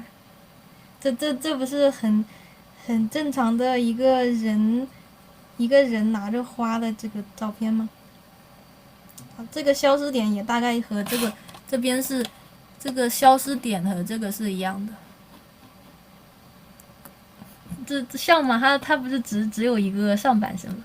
我们的刚才那个同学没换头像的时候，我们的这个默认头像它不都是我们对这个人物的这个对人物它的这个默认形象不是都是这个样子吗？对吧？人物一般不都是这个形象吗？然后我们再结合具体的这个形状走势，比如说这个衣服它是一个比较弯曲的一个弧形，然后这个弧形的这个走势，这里这个弧形的走势，我把这个走势复刻出来。好，然后是这个，不要把它当成人看了，把它当成一个东西，你倒着画。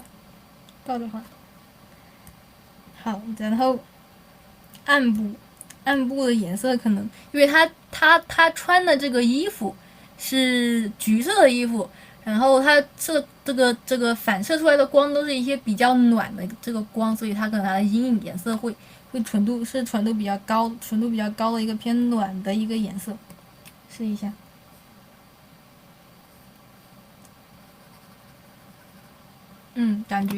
感受一下这个颜色在这个里面的这个组合，这样一对比的话，我会感觉这个人的衣服的颜色可以再深一点。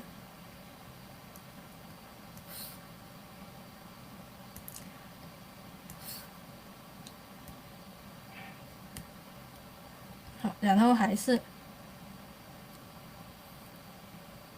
不要把它想成阴影，感觉这一块是什么颜色？这一块是比较深的这个橘红色。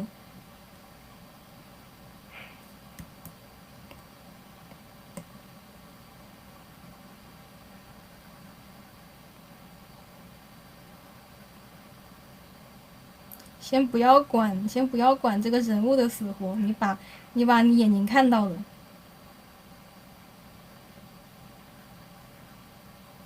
把你眼睛看到的先复刻一下。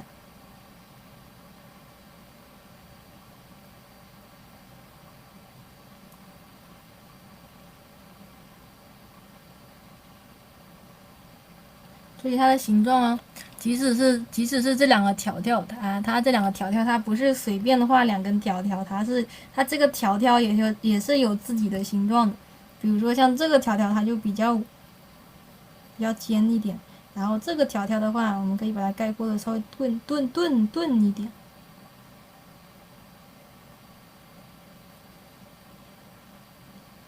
然后这里的这个阴影，也是有自己的形状的，对不对？它是一个这个形状三角形。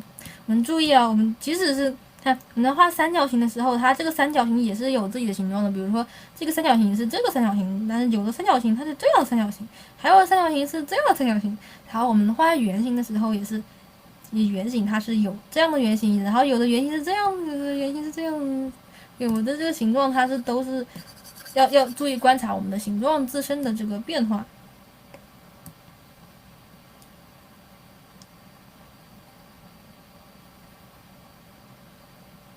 好的，然后是这里。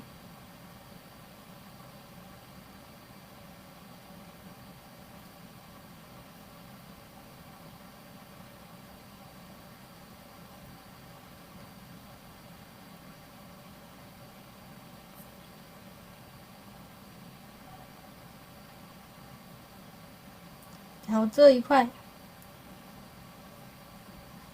有一个阴影。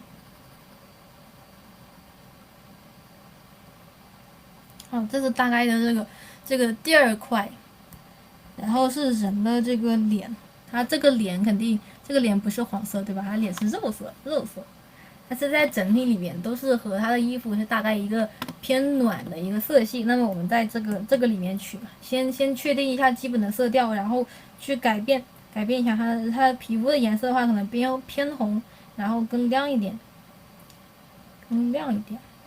试一下。太亮了，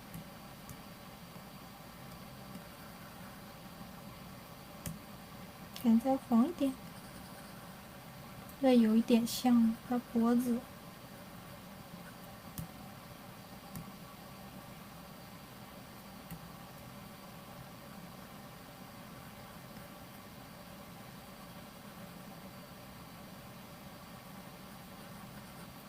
好，然后是头发。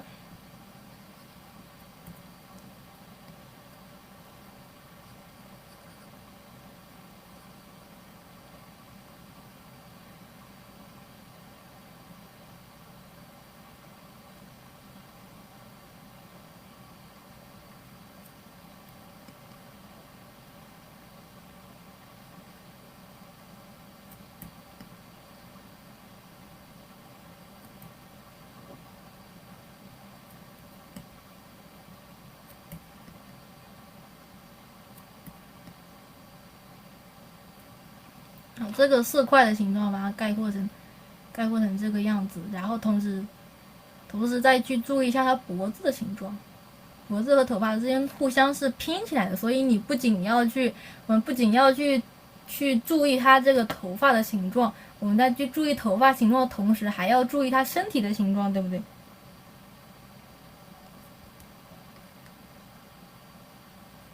颜色可以再深一点。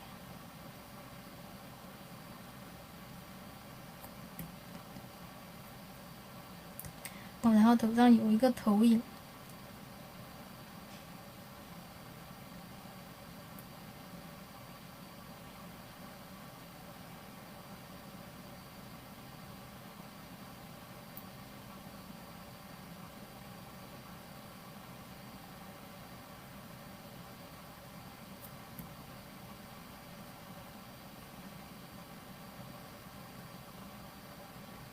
好，用形状去概括，不要去纠结细节。然后这里还有一朵花，我们把花也画上，因为这个花很红嘛，然后它的人脸可能会受到这个花和衣服的影响，它就会这里的投影会很红或者很暖的一个颜色。但是好，对不起，我又开始分析了，不能先不要分析，我们先按照直觉来。这是一个圆形的花。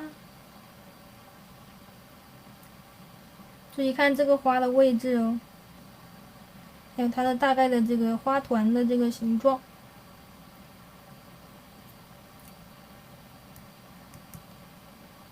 条树干花的这有一根这个东西，如果你不知道它是怎么去，它在哪里的话，你确定一下它的这个相对的位置，大概是在这条边的这个1/3的地方，那么应该是这个地方。诶，这个时候我们就会感觉到这一块阴影好像画的有点偏了，一会儿再修改一下。我们先把这个花的影子，先把花的形状太绿了，灰一点。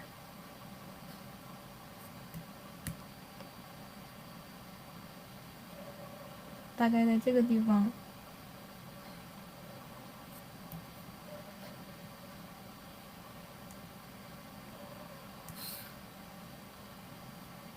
这样差不多。好，再根据互相之间的这个关系稍微去修改，稍微修一下。我们同学还要注意，就是我在分每一个图层的时候是很清楚，是我们要很清楚我们到底在画的是哪一个图层，不要这个图层戳一下，那个图层戳一下，然后一般这样的话你戳到最后会乱掉。首先分图层的时候要清楚的知道你自己在涂什么地方。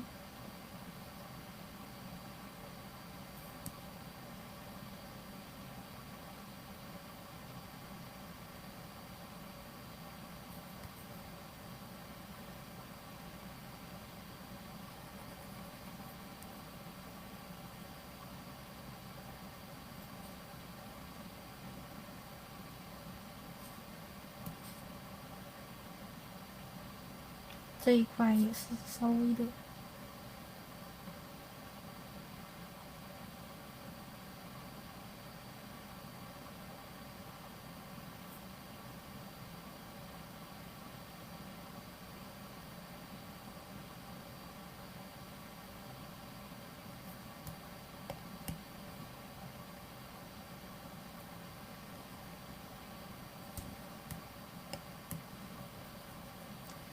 然后是袖子，还有手，对吧？手和脸的这个颜色差不多。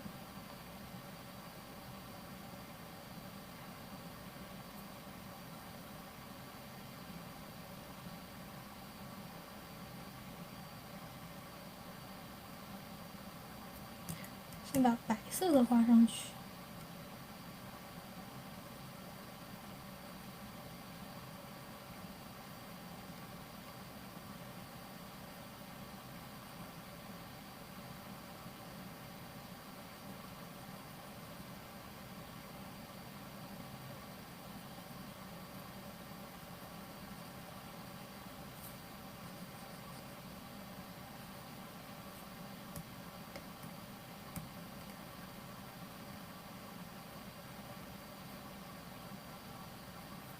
白色的色块形状。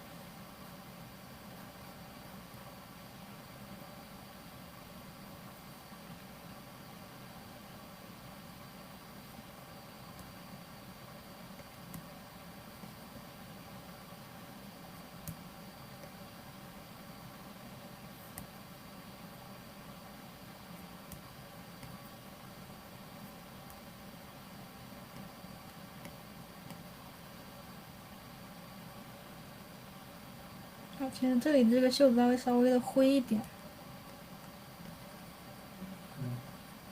因为即使它是2个袖子，我们可以看到，即使是2个袖子，但是它的这个色相和这个明度还是稍微有一点差别的。这里的这个袖子会稍微更亮一点，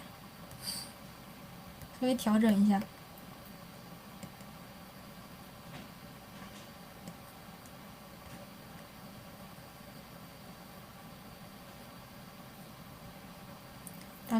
大概这个样子吧。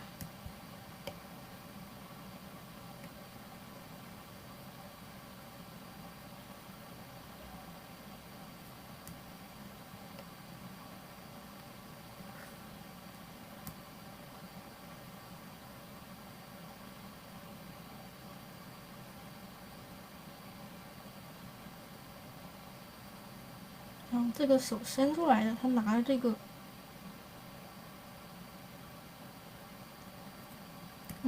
花，那应该是在这个树干的上面，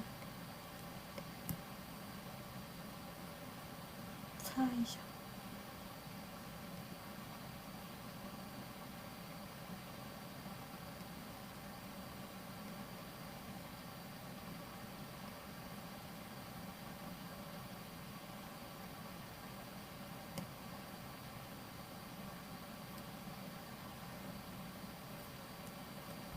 大概先概括成这样。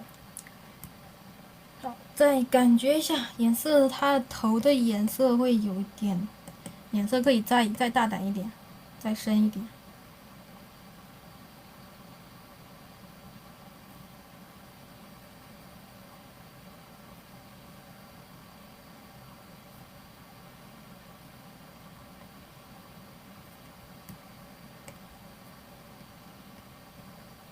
这个花它自己也有一个，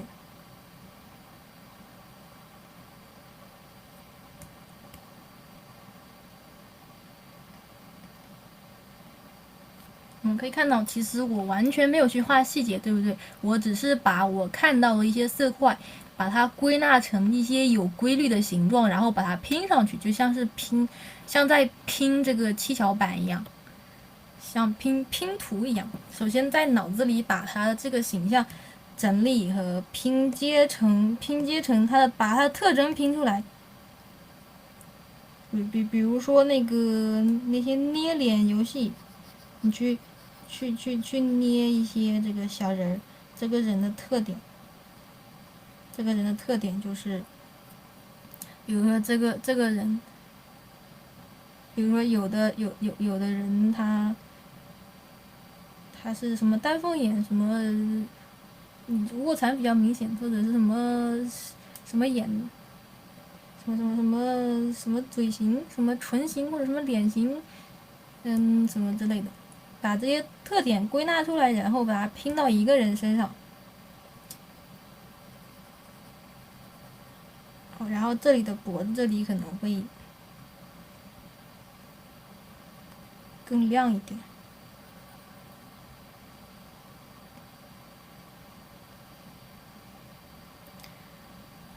大概是这样。我感觉头有点大，因为它这里有一个侧面的这个角度，我们没有把它侧面的这个细节画出来，它这里会有一些阴影。概括一下，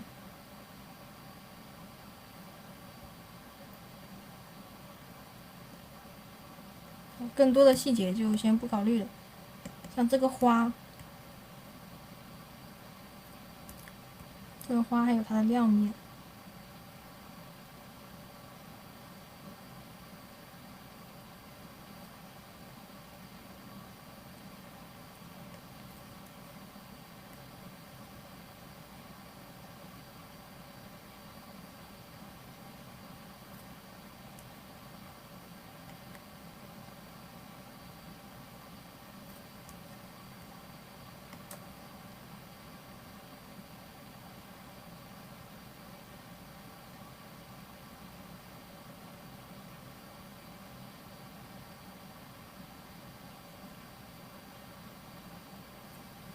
都是由复杂，然后慢慢去先由抽象，比如像这个花一开始只是抽象的一个团团，然后从抽象慢慢去往细节靠拢，对不对？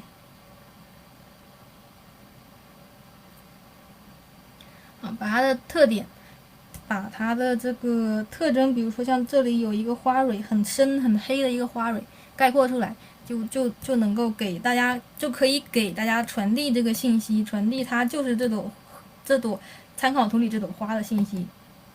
然后这个树干可能会受到一些这个投影，你会深一点。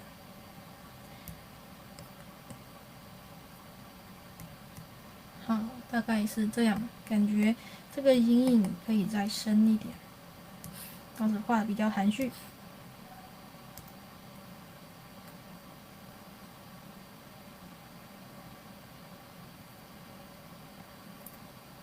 逐步去增加中间的影子，还有一些闭塞啊。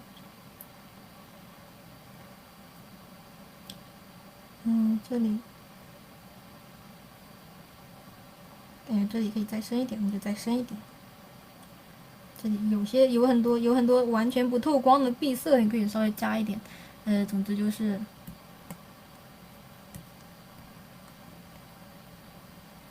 这感觉颜色偏红一点。看一下，太红了。总之就是不厌其烦的去修修补补。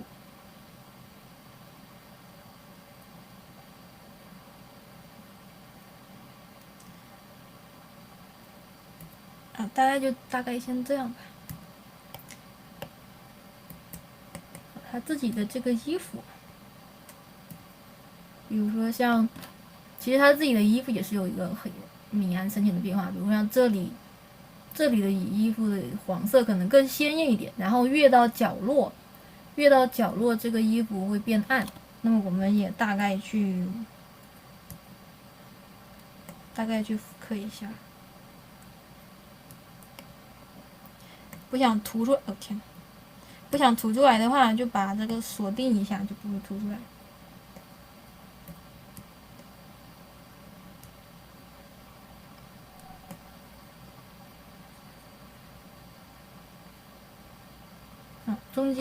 中间这块更亮一点，然后周围的颜色慢慢暗下去，暗淡下去。最后感觉这个头发还可以再深一点。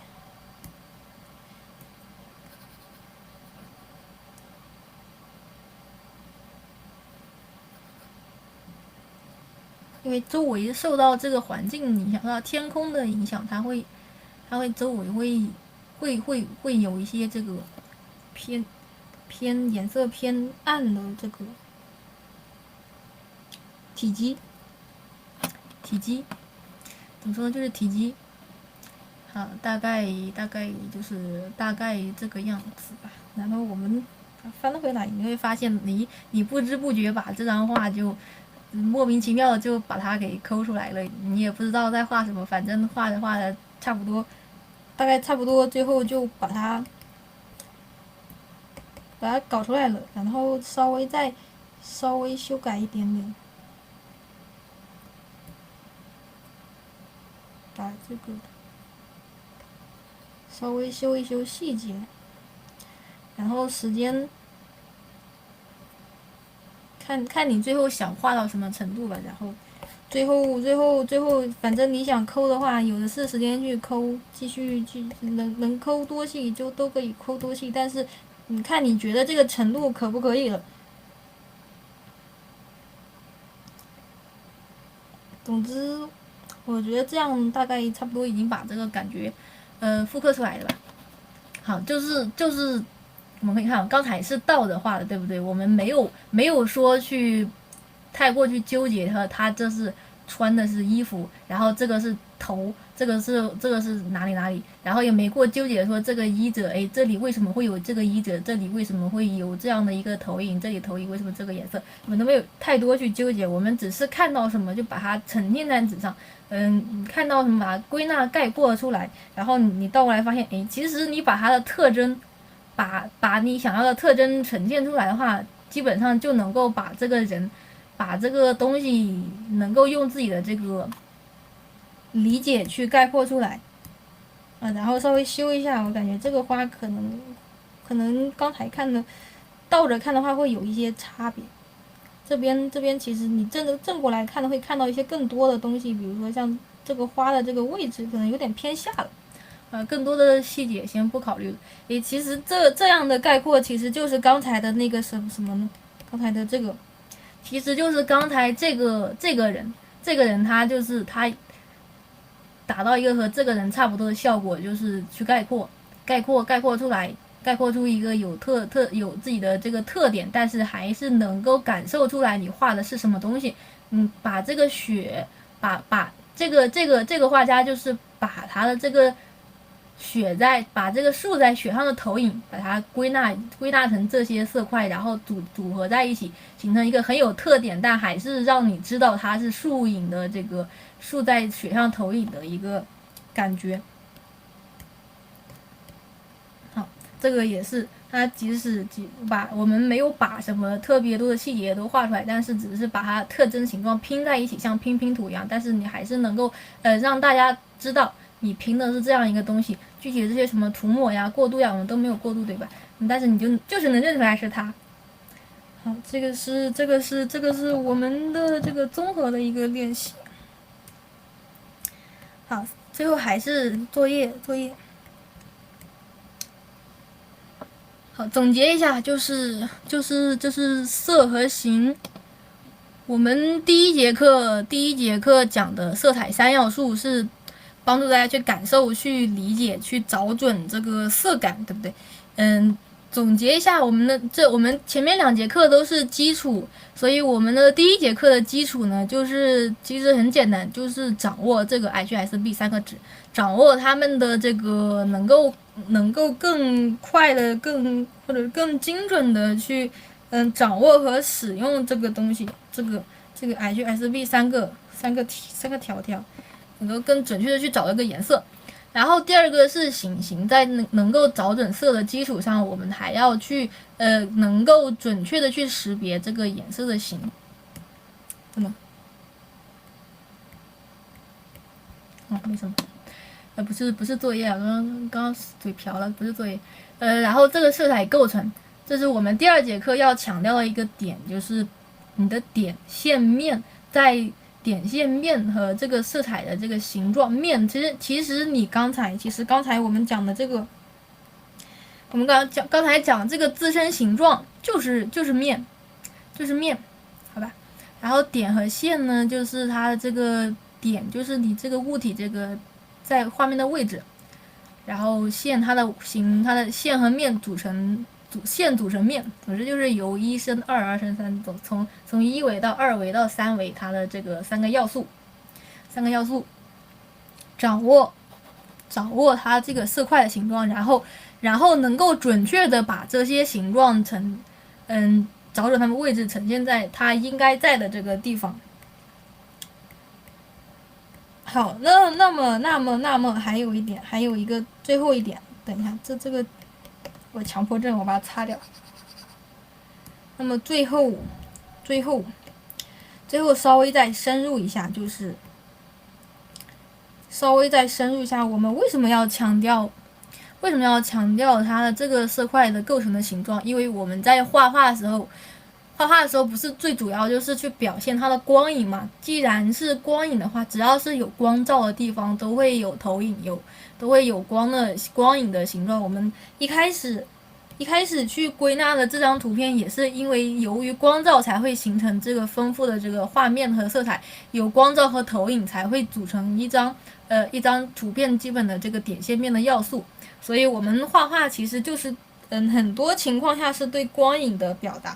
然后当然如果不强调光影的话，像这些有些其他的这个风格可能会更比较，像这张就没有太多强调这个光影，但是它也会强调点线面和这个构成，也会通过点线面和构成去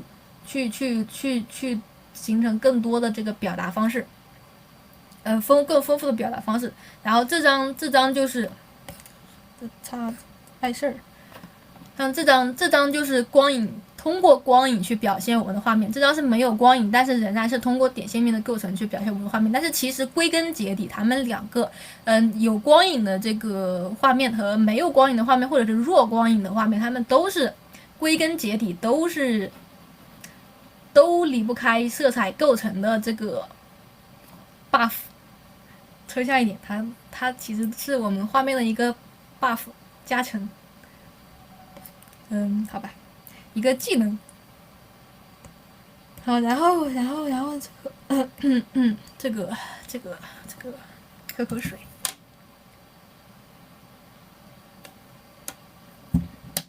然后比如说像这张也是刚才有一张例图，也是非常强的这个光影。构成了我们的这个，它是由一个非常强的光影去组成我们这个画面最基本的构成的。它也是通过这个被光照的面、受光面和背光面两个拼图的组成，所以强调了我们这个画面的构成。然后像比如说这两张光影，这两张也是光影比较强的图片，包括我们刚才的这张刚才示范的这张也是，它其实我们这张的构成基础也是建立在它的光影，也是建立在它有强光影的基础上，对不对？但是也有一些，比如说像这个。比如像这张，它最主要的就这张这个小车，它主要就不是它这里有一束光，但是它不是最主要的，它最主要的是什么？是它的这个楼房之间这个色块之间的拼接。然后像这张也是不是非常注重这个影子，这里有一点投影，但是主要也是它的这个白色的色块的分布和这个海平面和天空的这个分布，去表达这个表现这个画面。所以这个时候我们还是倒过来看，你会发现，抛开它的这个实际上的现实中的逻辑，抛开它的这个最基本的内容不说，我们光去看这些画面的话，其实不管是弱光影或者是没有光影，还是强光影，它最终画面呈现效果的话，也是需要这个色块的构成，不同色块的构成，通过不同色块的构成去表现的。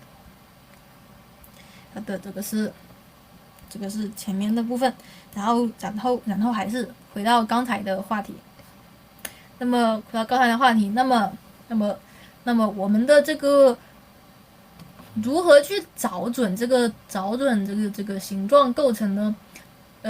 还有最后要强调的一点，最后要说的一点就是正负形，一个看我们的标题正负形。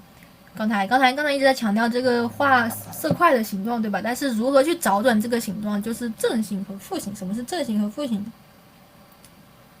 就是我们在拼拼图的时候，比如说像这个拼图，对吧？一个非常简单的拼图。那么你的两块拼图如果想要拼到一起，首先它们的形状是互相影响的。这个拼图想进入这个拼图，那么它们之间的这个形状是不是要吻合？那么你再去考虑这两块拼图的时候，是不是同时要考虑它们两个人的形状？那么这就是正负形。比如说这个是正，这个是负。那么我们在看这一幅画的时候，如果说这个光影这个亮的地方，这个地方是正的话，那么我们在观察这张图片的同时，我们不仅要去观察这一块的形状，同时我们不仅要观察这一块拼图的形状，同时还要观察这一块拼图的形状。同时我们在画这个同时还要去观察这一块这两块另一块拼图，这一块拼图的形状就是负，对吧？只有它们之间互相都好了，我们整幅画面才会好。你好，他好，我也好，我们俩都好。比如说像这两个，它们能够拼在一起，对吧？是因为他们两个人的这个形状都是吻合的。然后同时还要再考虑什么？我们不仅要看到，再深一层，我们不仅要看到这个正和负，还要看到它们整体组合的形状，还要看到它们整体拼成的这个正方形的形状，对吧？你不能说你把它的接口拼对了，但是这个人高出来一块，这个人就这个时候低出来一块，那么这样的话，你拼的还是不正确，对不对？所以我们还要再考虑它的这个外面的形状，考虑它这个山的形状。那么再退一步，我们还可以看出什么？还可以看出来，这里还有一个正负形，对吧？这里还有一个正负形。所以，如果找准形状，就是能够同时把这两个色块，把这个光面和暗面两个色块，以及它们组合起来的这个山的形状，都拿捏准确。才能够更准确的去表现你想表现你这张图片的你分析的这张图片。比如说像这个人的话，这个人首先他整体的外形是这样，对不对？他整体的外形是这样的。那么对于这个人物整体来说，他是正，他是负。那么这个人物自身也会有一个有一个光照。这个很明显，它的光是从背面照过来，对不对？那么这个人物，这个头发黑色头发可能不明显，但是按照理论上来说，他的头发应该是有一个这样的光照的。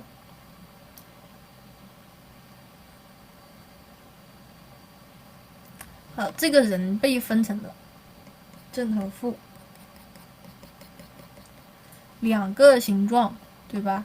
所以我们有的时候只是我们想要抓准这个形，首先要确定这个东西，你画的这个主体物在整幅画面里面的这个相对位置是在画面正中央。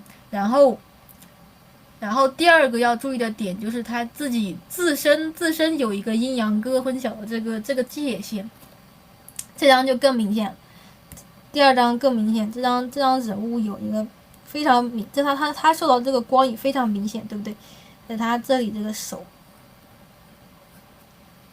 这里有一个明显的这个亮暗的这个分割，以及这个人物整体，以及这个人物整体在画面里的分割，它的这个形状。啊，这个鸟刚才没考虑，都行，暂时先不考虑吧。这个人物整体在这个画面的形状是不是有这三层？要考虑这三层的东西，我们把鸟也算上吧，把它整体一点考虑。这个鸟这里，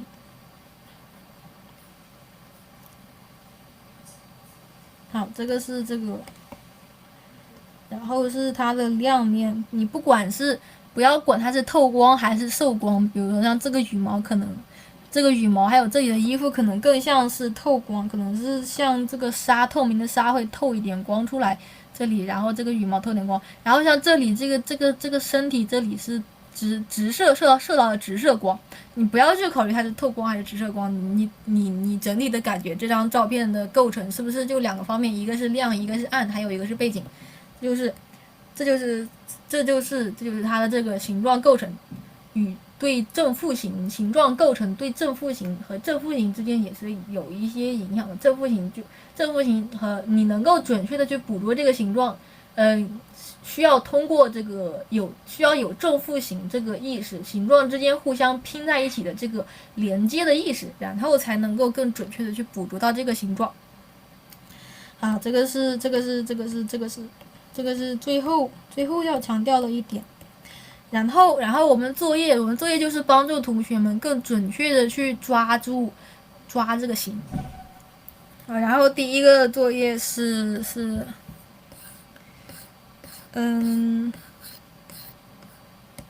这张我们在这个群里面发了这个作业的，发了网盘，对吧？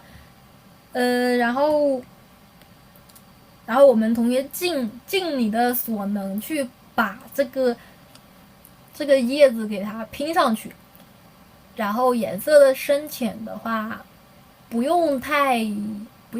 颜色不用一模一样。首先，只要把深浅关系搞对了就行。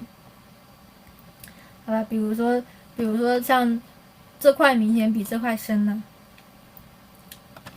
这块明显比这块要深，这个明显的这个，我们可以看到这张参考图的话，它其实它每一个叶片每一块这个形状的深浅都是很清晰的，它的这个边缘是非常非常清楚，前后关系也是基本上很清楚的。像这些地方比较乱的这个地方，像这个叶子这个树枝后面的这些地方，我们完全可以把它直接概括成一个整体。直接概括成一块就行了。你只要把它的外形，把它外形确定的差不多，千万不要去抠细节。然后我们同学也可以自己画这个树枝，但是为了让我们同学心无旁骛的去归纳总结这个形状，那么我们只要我把这个树枝，我们的参考图里面有一张 PNG 形式的有一张 PNG 的这个树枝，对吧？我们可以直接把这张 PNG 的透明底下载下来，然后直接打开就可以了，好吧？那原来的图片是这样嘛？你直接把它导进去就会有一张这个图片，有一张这个图层，然后后面的话你就在像这个背面的叶子，你就在这个下面，在这个图层下面画会比较方便一点。然后上面的图层你就画在这个图层的上面，然后上面还有一些点缀的这个最上面的图层，你根据自己的判断去根据自己的判断去这个组合，好吧？这个可能看上去还是讲不要害怕困难，看上去可能很复杂，但是实际操作起来的话，其实很简单。你不要纠结太多，不要去纠结太多什么具体的这个叶子，这里几片叶子，这个叶子，你说，老师这个叶子到底是什么结构？我看不见，我看不懂。你不要管它，你看这个示范就行，它其实只是一块，对吧？它其实只是把它归纳成了一块。这些具体的中间的细节，还有这个叶茎，这里还有凹了个洞，这里还有叶脉，这个都没去考虑。但是其实你看，你只要把它的形状色块画出来，是不是基本上就已经把这张图还原出来了？实际上并不简单，加油尽力。如果你就困难的话，其实这节课我们后面有2-3天的时间去画，你只要最基本的只要把这个完成就行了。如果说你还没画够，如果你还可以的画的话，这两张选择一张就可以了。这个我们是有2张，对吧？一个是这个，一个是这个，还有一张是这个也是看上去有点复杂，但是我们我会给大家一个把背景都画上去。这个背景我已经给大家，但是我们大家只要把中间的这个荷叶画出来，红色的荷叶画出来。这张可能要稍微考虑一下它的这个透视关系，但是其实影响不大，因为我们画的时候还是主要一个不要去纠结它的内容是什么，不要去纠结它有什么透视。你只要把它的这个形状，概括一下，可以吸色啊。这个主要练的是形状构成。如果你实在不方便找颜色，或者是觉得找颜色比较困难的话，你可以稍微吸一下大概的颜色，然后直接去画它的形状。比如我示范一下，你可以先定一个大概的形状。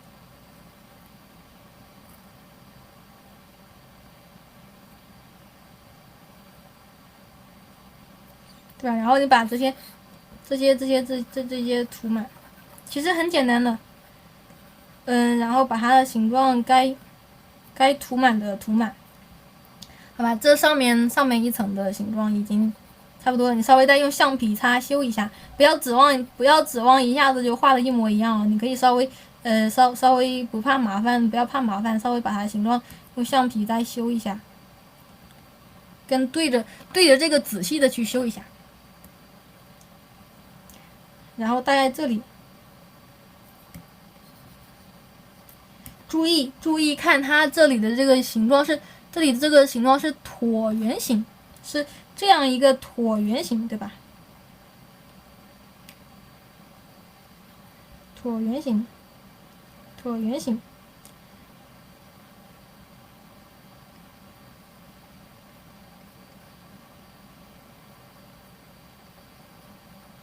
我画的有点抽象哦，我们同学们可以稍微画的细一点。这里有一个椭圆形，越往后越往后这个椭圆形越扁，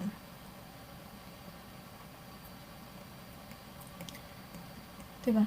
后面其实你就不用去纠结太多细节，你后面其实就不用去纠结它到底是长什么样子，因为它不是，主要是重点是把它的这个上面形状，你看，其实我没有把它画的一模一样，对不对？我没有把它的每一块这个画的一模一样，但是它的走势，还有它的主要的这个。最主要的一个点画出来，其实它的感觉是不是差不多了？然后还会有一些这个色彩上的变化，我们现在重点不是练色彩，我们可以吸个颜色去把它换一下，比如说可以直接吸个颜色去画，比如说像这个远处的这个颜色可能会更灰一点，你要是不方便找的话，你直接吸上颜色把它涂一层就可以了，好吧？因为这样可能会更方便去表现它的空间感。当然你不去涂也可以，你只要达到原来的形状效果就可以了，其实画到这样就可以了。然后第二个是它的枝干还是这个选一个颜色，好，然后你一眼是不是可以看到它们前面几个枝干？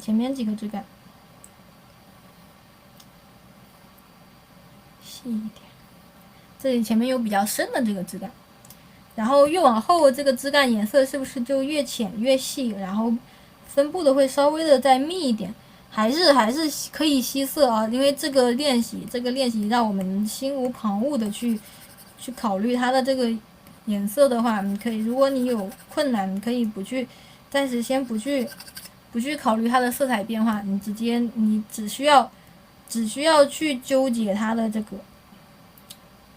只需要去纠结它的分布就可以了，可以稍微吸一下有代表性的颜色，不用画的完全一模一样。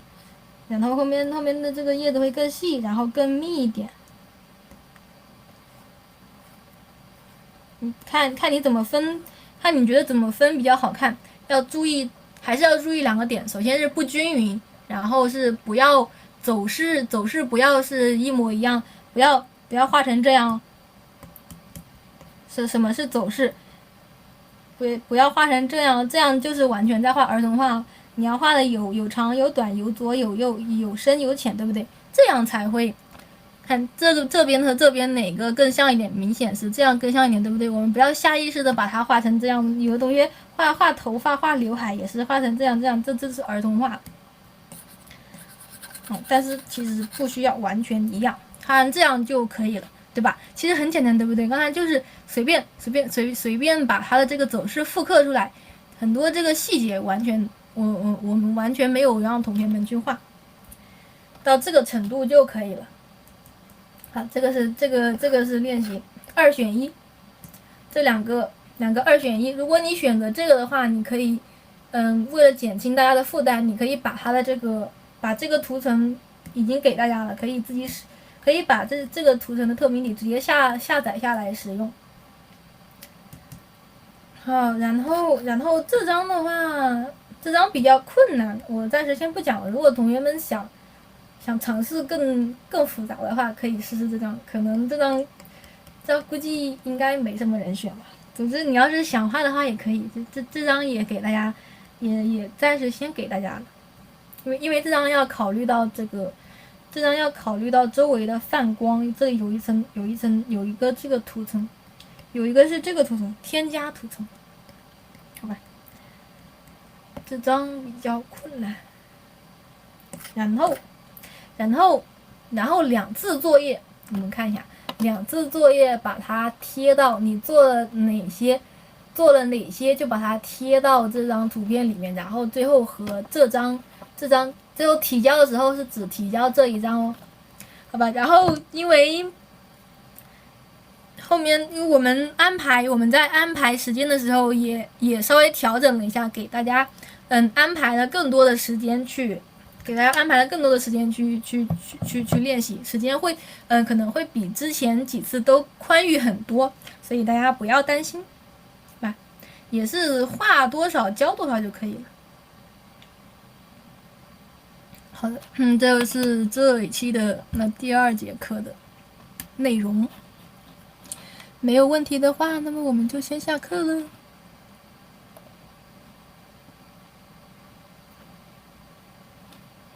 拜拜。